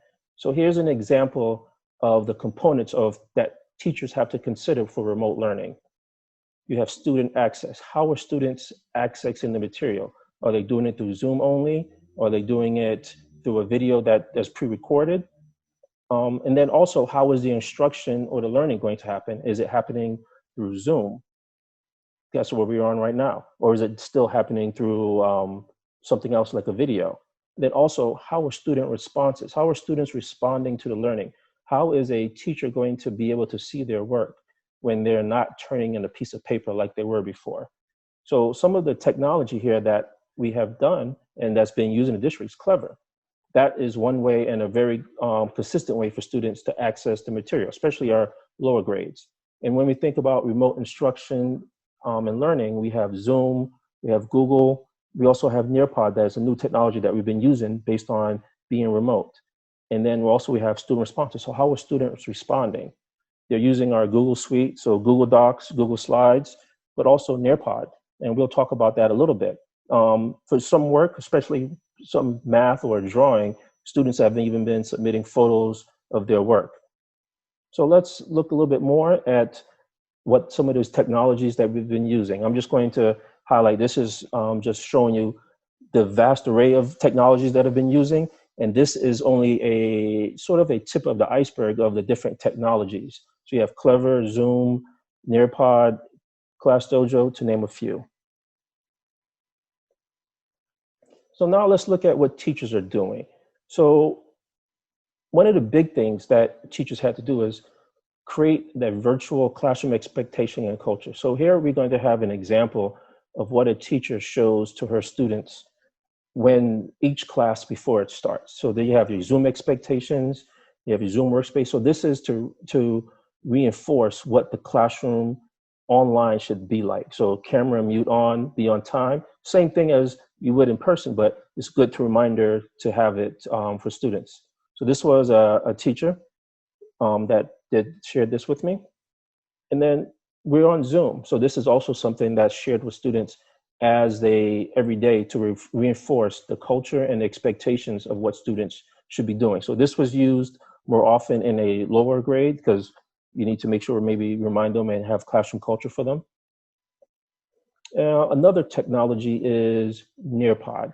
That was a new technology that we really started using, and teachers have been excited. So right now, we have over 1 million instances of students using Nearpod so far. So in the past month, in December, over 7,000 Nearpod instances or Nearpod presentations were created by teachers.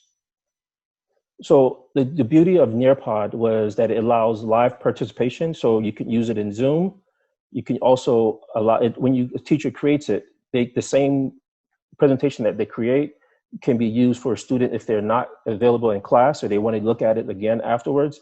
And actually, when we go back into the classroom for in-person teaching, they can use Nearpod as well. Here's an example of it being used for an ELA class. So this would be actually online at the same time while they're in Zoom, and each student would see this, and it would be put in dragging each word into the right blank to fill in. And with this, the teacher could assess what their understanding of a 5-paragraph essay is. And then another example of what teachers did with Nearpod was, this is a science class. They're talking about weathering. And so they're being asked to write their own definition of weathering. And this is actually something, if you notice here, you also have it in Spanish. Nearpod has a feature that even if the teacher wrote an example in English, it can be translated into Spanish automatically, and also could be read in those languages as well. So in the left side, you have a blank where students will enter your answer. And actually, here are some examples of student answers for weathering.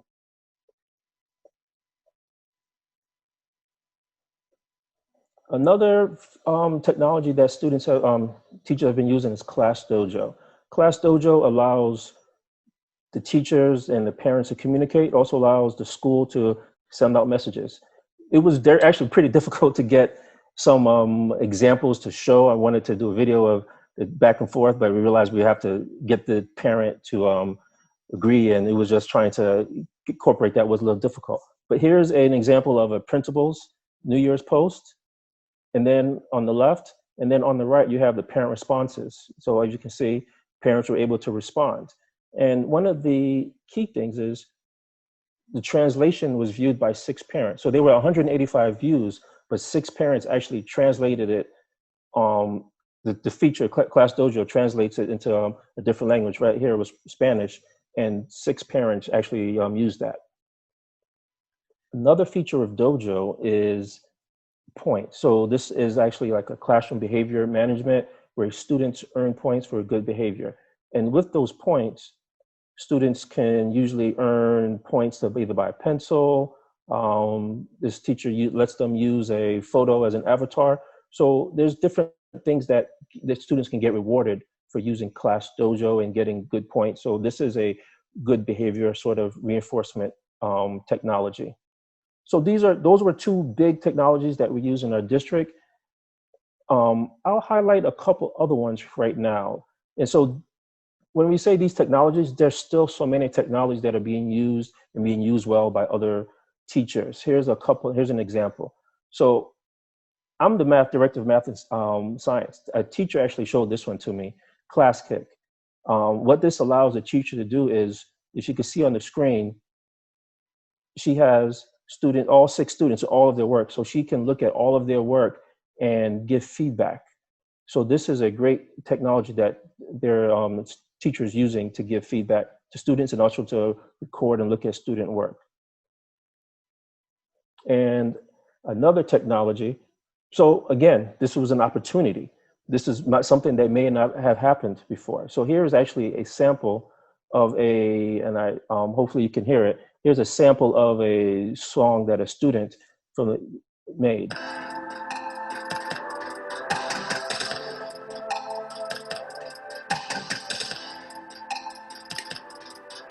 This year we've had many things to undergo, but it's Christmas and it's time for snow.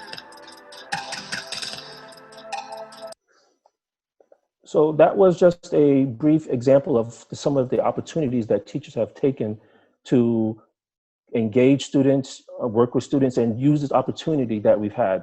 Now, this is a challenging time, but this also provided some opportunity for teachers. So those were some examples of technologies that teachers have used. So I just also wanted to give a special thanks to some of the teachers that have helped out and provided that work to me. And if you have any questions, please let me know. Great, thanks so much. Really appreciate the presentation. We'll start the questions with Jess. Oh, thank you. I appreciate the presentation, and I've witnessed a lot of these tools in action with my son on a daily basis. So I know that the teachers are. I've been really impressed with the efforts that the teachers have made and the planning that's gone into doing things to keep kids engaged in this process, in the learning process. And so I don't really have questions about it. I want to say I think you guys are doing a real good job with it. And, I think this is like a growing field of opportunity though. And I know there are always I get across my desk lots of webinar opportunities in terms of opportunity, different tools and strategies for engaging kids in remote learning. So I would just encourage us to keep looking for those as professional development opportunities for teachers, and I'm glad that you're thinking about how to integrate some of this stuff, into the regular teaching spectrum when we go back. So good. Thanks. Great, thank you. Noemi? I don't have any questions. The only thing that I would like to say is I knew about some of the tools that are being used, but there were other ones that I didn't know about. So I'm almost jealous that I was not a kid when those, and I didn't use those technologies. So I commend you for the work that you're doing with the kids. So thank you. Great. Ashley? I have no questions. Pat? Yes, thank you. Doug, thank you for the presentation. And we've been looking at the remote learning as maybe, and I don't want to use the word detriment, but, you know, limiting how our students are educated.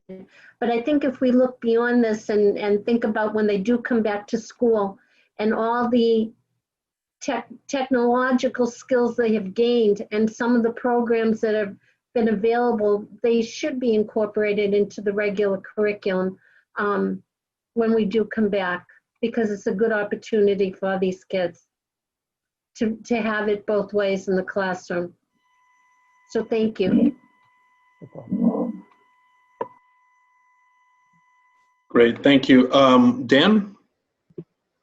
Yeah, I'm equally as impressed. I actually was doing some research on a company, and this came up, and this type of tool came up, and I was like, oh my God, I hope we're using this in the district. And the superintendent was very quick to say, yeah, these types of tools are being used in the district, and that the translation piece is really important to it. But, you know, again, the adoption and the use by parents is just, it's just so great. That, I mean, I think it's that, oh, wow, of course. But the fact that parents has a, you know, a mobile phone, whether or not it's, you know, connected to a system, if you can get close to Wi-Fi, they can get to the stuff. There's not even, you don't have to pay your cell phone bill as long as you can get to a Wi-Fi. I'm not saying people shouldn't. I'm just saying, so many people may have a phone and may not have access to it. You know, and they can get themselves access to Wi-Fi, especially if the kids have a tool in the home, the Wi-Fi tool in the home. So I think we're getting to every mile, and that's really exciting.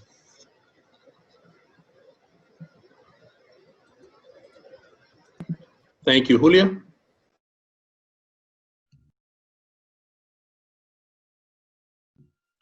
It's taking me time to unmute here. Thank you, Ventura.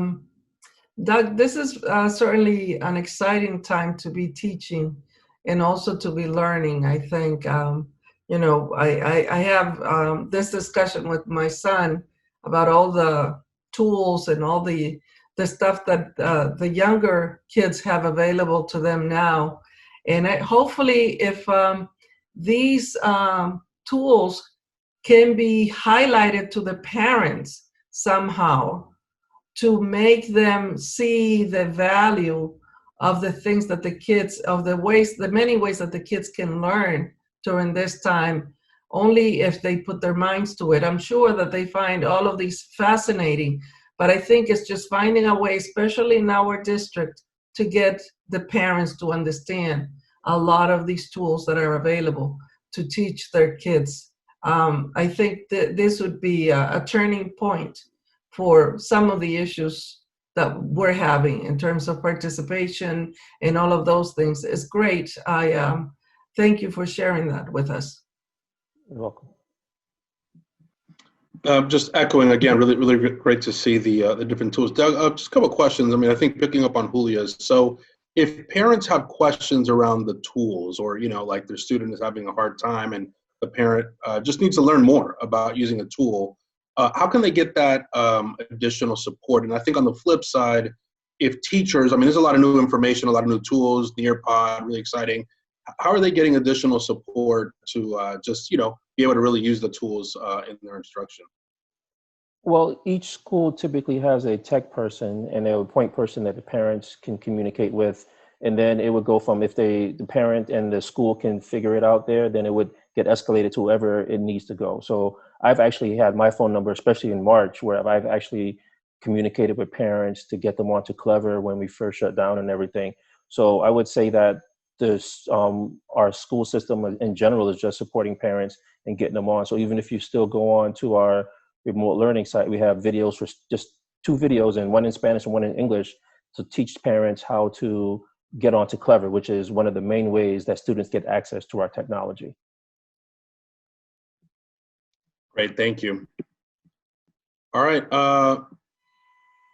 any other comments, questions? Again, thank you. I just appreciate us centering in every meeting, you know, a component specifically of teaching and learning. Wondering,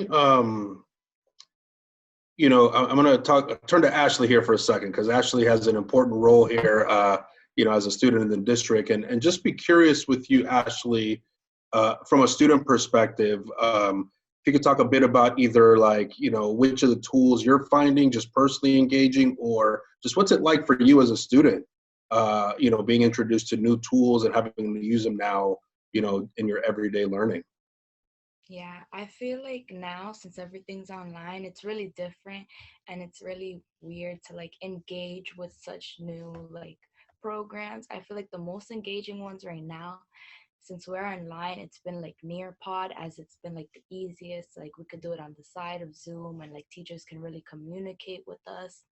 And it's like really different from like before. When we were in school, we were mainly using like Google, programs with Google, like Google Slides, and those are really easy to use in school. But now with all these different programs and the switch, it's been like difficult to use some. But Nearpod for me has really been my favorite, as it's really engaging, and you can do like collaborative boards that are really fun to like see what other kids are thinking and to engage in the classwork. Thanks, Ashley. Appreciate your perspective. Welcome. Great. Doug, thanks so much. Really appreciate you, the work, and being with here, you know, us here so late. Looks like there's one more question at least, or comment, Julio? It's just a comment, something that just occurred to me, that one of the issues that we have normally is reaching out to parents, superintendent, and getting them to get back to us and to participate and be more aware of what's going on.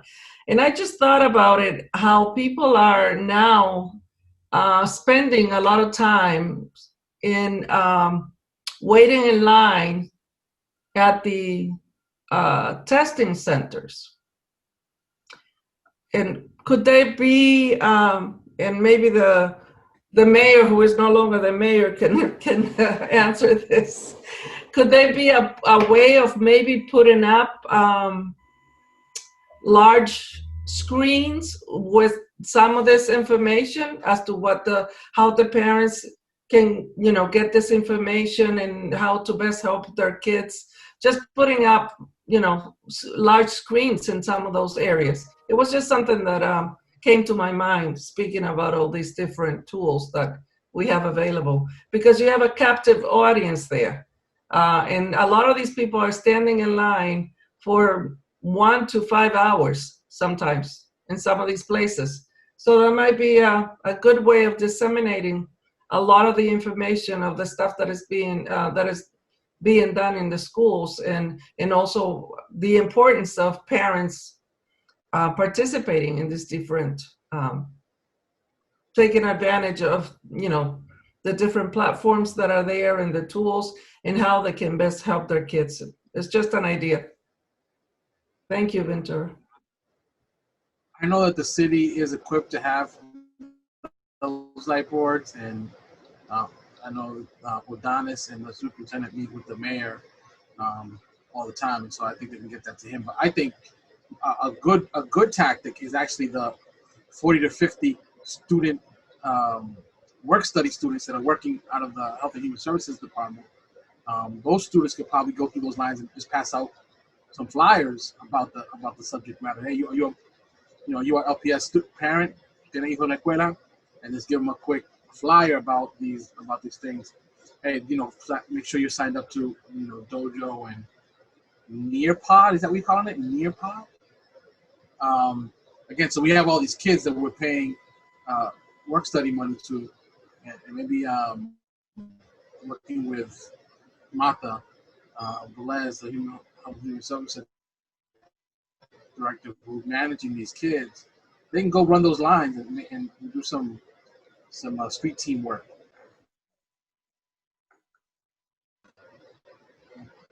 That's if the mayor will, let it happen. All right, thank you all so much. Doug, thank you so much. Superintendent, I'll turn it over to you for our last sort of meatier topic. I have a few quick ones just at the end, but this will be the last major agenda item. Yeah, thank you, Doug. Thank you so much. Great. I'm going to be sharing my screen as well.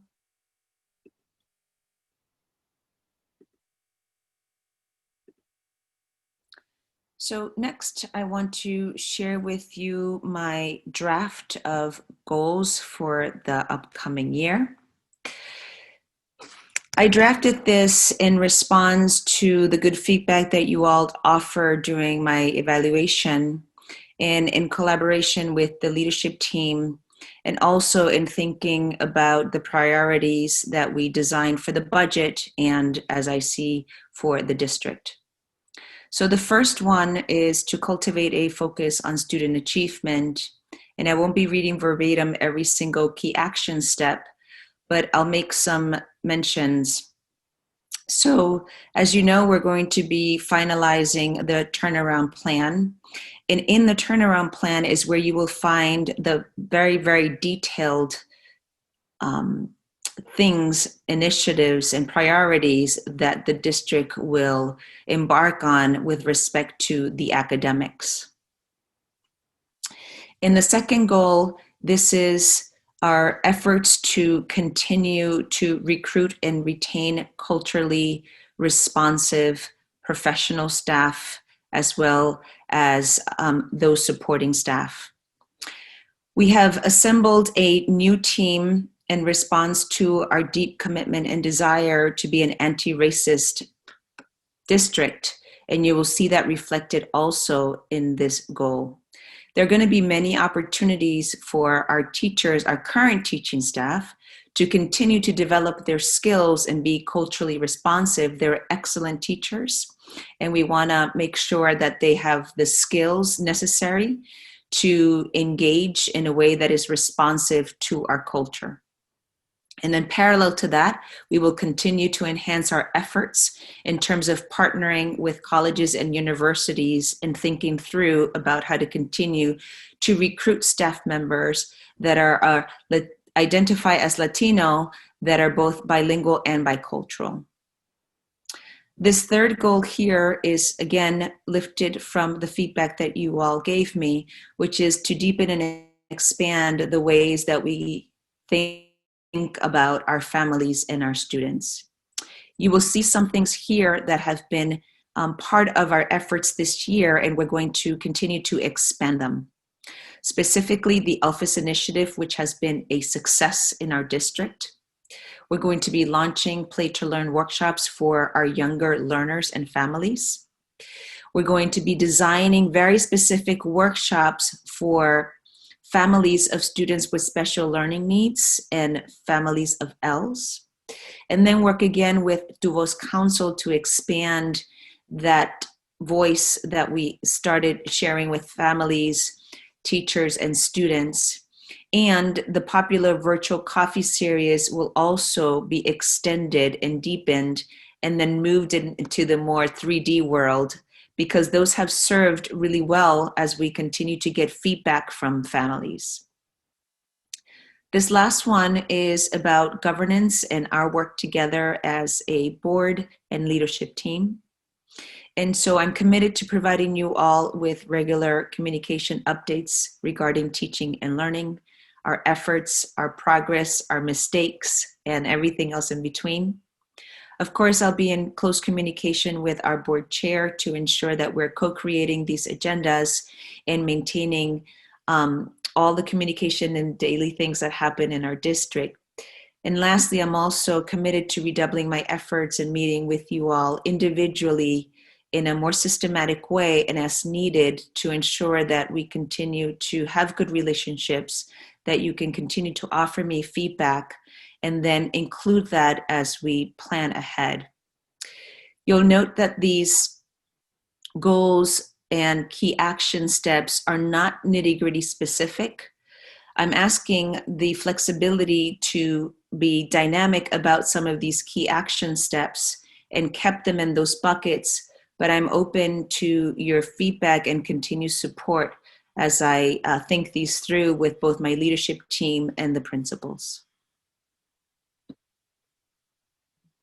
Great, thank you. We're starting with Julio this round.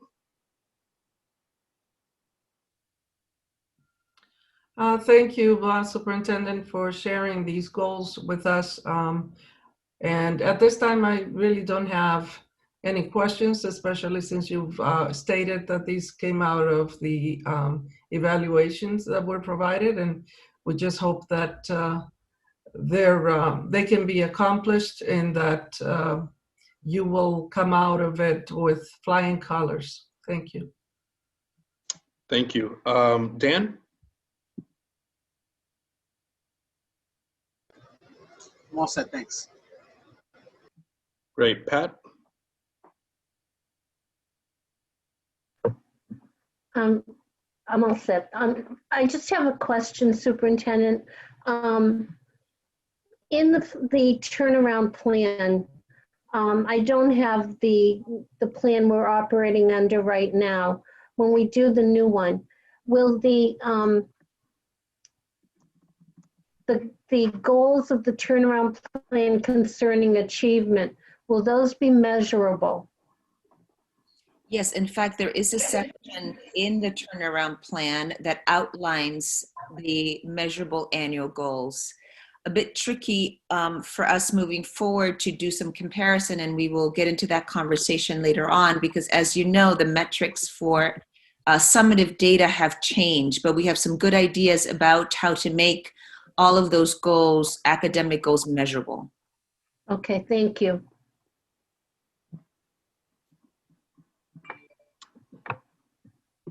Okay, great. Ashley?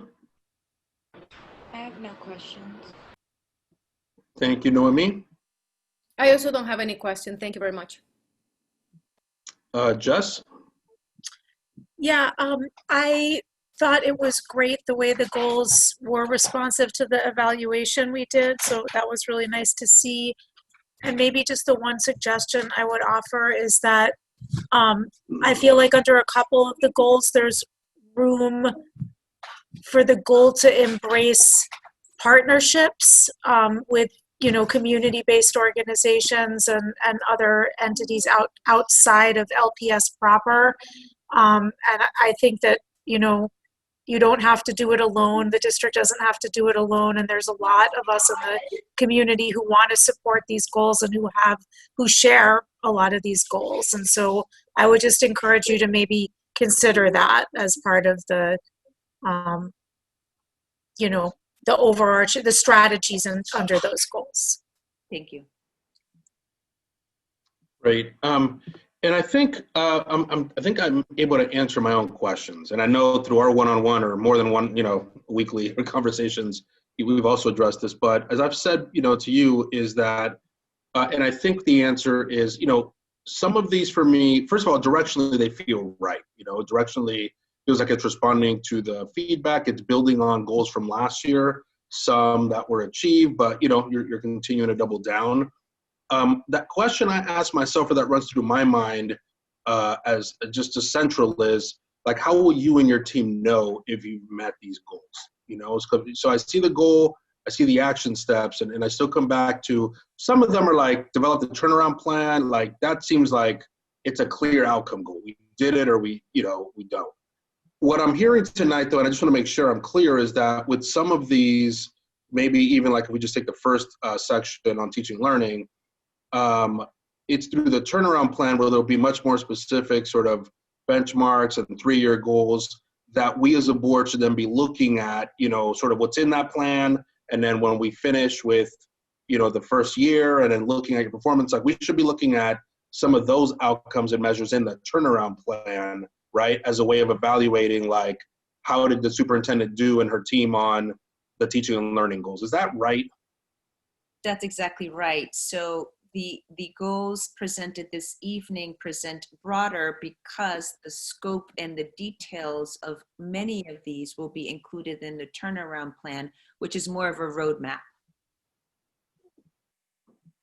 Got it. Okay, that's really helpful. And I think you know, I guess what I would wonder and ask is like for areas, so, you know, I would expect, especially with the teaching of the student achievement, I mean, the specific outcomes, metrics and things like that, obviously in the plan, and I think a lot of these, but like when it talks about, you know, like the family engagement and students, like, you know, there's some, again, that feel like from this draft are easier for me to measure in terms of like, do you launch the play to learn workshops for families, and are we offering, you know, workshops? But I think for others that, you know, again, it's a little less clear, like what measures even you're using, you know, to determine progress.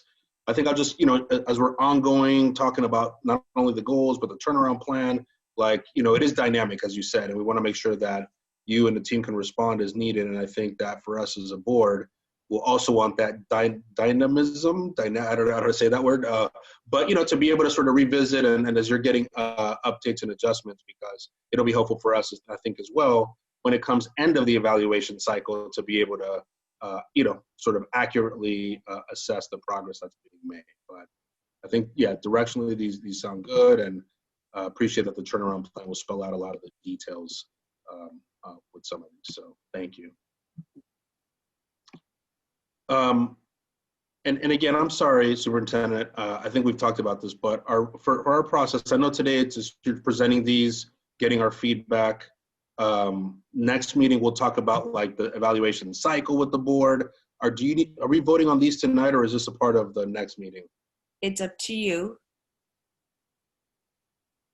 I am happy to take the feedback, including Jess's, to add partnerships in there and any other feedback before you all make a decision about accepting and voting. Great, thank you. I mean, I think the feedback is generally directionally positive in that, but I appreciate that opportunity. Jess, you know, had one, and I would say if board members have other pieces of feedback that they think about in the next week and a half, or, you know, 2 weeks, we could just send them to the superintendent or during our one-on-one check-ins with her.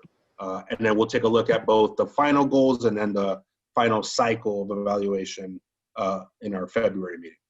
So thank you. And you know what? Did I skip Ashley, by the way? I'm like paranoid here because, okay, I'm sorry. I'm just going back and forth so much. Okay, sorry. All right. Was that Jess or Julia? That was me, Julia. Okay. Please, So, Julia, go ahead. I don't think I'm ready to take a vote on this, on these goals tonight, because I wasn't prepared for that. But is it possible to provide for us a copy of the last goals so that we can have a way of comparing them before the next meeting? Sure, certainly. Yep. Thank you. Yeah. And that way, if we have any additional feedback, we should be able to communicate that prior to the meeting. Great. Thank you. Great. Thank you. All right, Superintendent, I think that concludes your list of items, right? All right. So I'm going to go now to just very quick, and these are more, I think, just planting a seed to let you know, because we are going to be discussing these at our February meeting. And it's just an update that both of the committees for earned autonomy and turnaround plan met in December, and we're scheduled to have another meeting this month in preparation for bringing these topics to the board in February. So I was going to talk more about them, but I realized, like, you know, these committees are going to meet again, and just to give you a little bit of a flavor for this, like with the turnaround plan, you know, the committee is going to be, I know the board voted to go for a renewal, but I think the committee really wants to make sure that we have a clear sense of the timeline for the renewal, when this board is going to look at drafts, and then also, I think importantly, how we're going to have a robust community engagement process to get feedback on the draft that we, you know, consider to make edits before the plan is finalized. And then similarly with the earned autonomy framework, I mean, this is one where we had CPRL, you know, the vendor who helped us last year, get to sort of, I think it was phase 2 in the summer. There was an RFR, a bid that was put out for a partner to help us continue the work, and CPRO was awarded that contract. So when we come back in February, also again, we'll give you a sense of not only a status update of where that work is at, but a timeline of what we can expect, between February through the next, 6, 9, 12 months. So a reminder that earned autonomy work is really aimed at with our earned autonomy structure. Like, we really want to make sure that we're clearly outlining the autonomies that schools are, have available to them.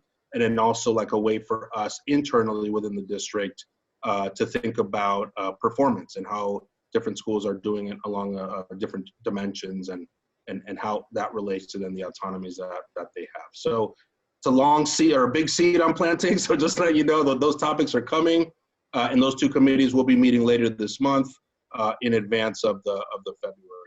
So just let folks know that. Mr. Chair. Yes. It just dawned on me, is there a gating issue with goals and contract? So if we don't vote on this, are we gonna? No, yeah, good question. No. Thank you. Yep.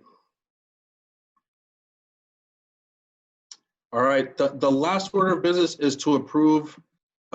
We have regular and executive session minutes. I'll take them up separately. Do I have a motion to approve the regular session meeting minutes from our last meeting? So moved. Do you have a second? Second. Okay, any discussion? All right, hearing none. Jess? Yes. Noemi? Yes. Pat? Yes. Dan? Yes. Julia? Yes. And the chair votes yes. Thank you. And I'll now entertain a motion to approve the executive session minutes. So moved. Second. Okay. Jess? Yes. Noemi? Yes. Pat? Yes. Dan? Yes. Julia? I'll abstain since I did Yep, not yep. participate on that. Sounds good.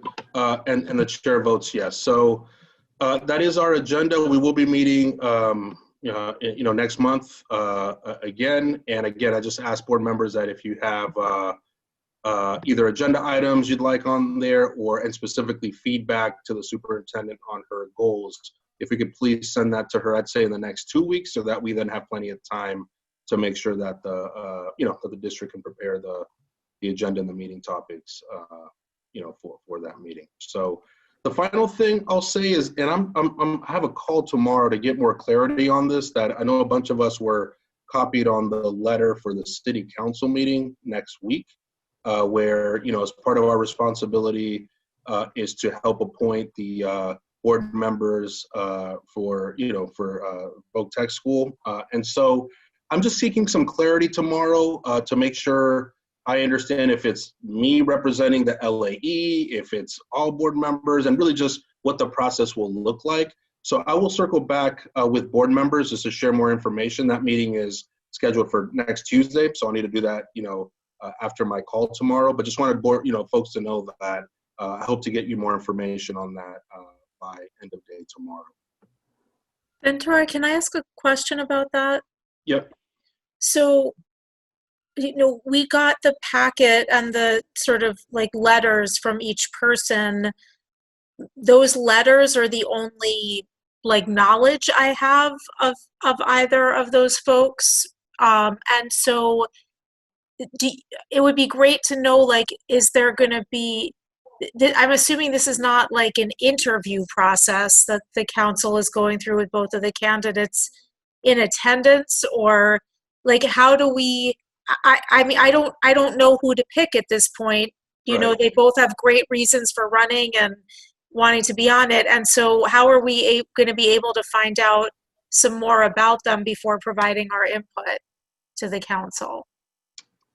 No, and I'll ask that question. That's probably the question I have tomorrow, like, and what even happens in the meeting? Like, are they actually presenting Right. things about themselves. Like I just don't know. So I will confirm by, and get back to you all by end of day tomorrow, just with some updates. Okay, thanks. Great. I will now entertain a motion to adjourn. So moved. Do I have a second? Second. All right, Jess, Yep. Noemi, Yes. Pat, Yes. Dan, Yes. Julia, Yes. and the chair votes yes. So we are adjourned. Thank you so much, and thank you for the staff helping to prepare and run this meeting. Really appreciate everything. Have a good night.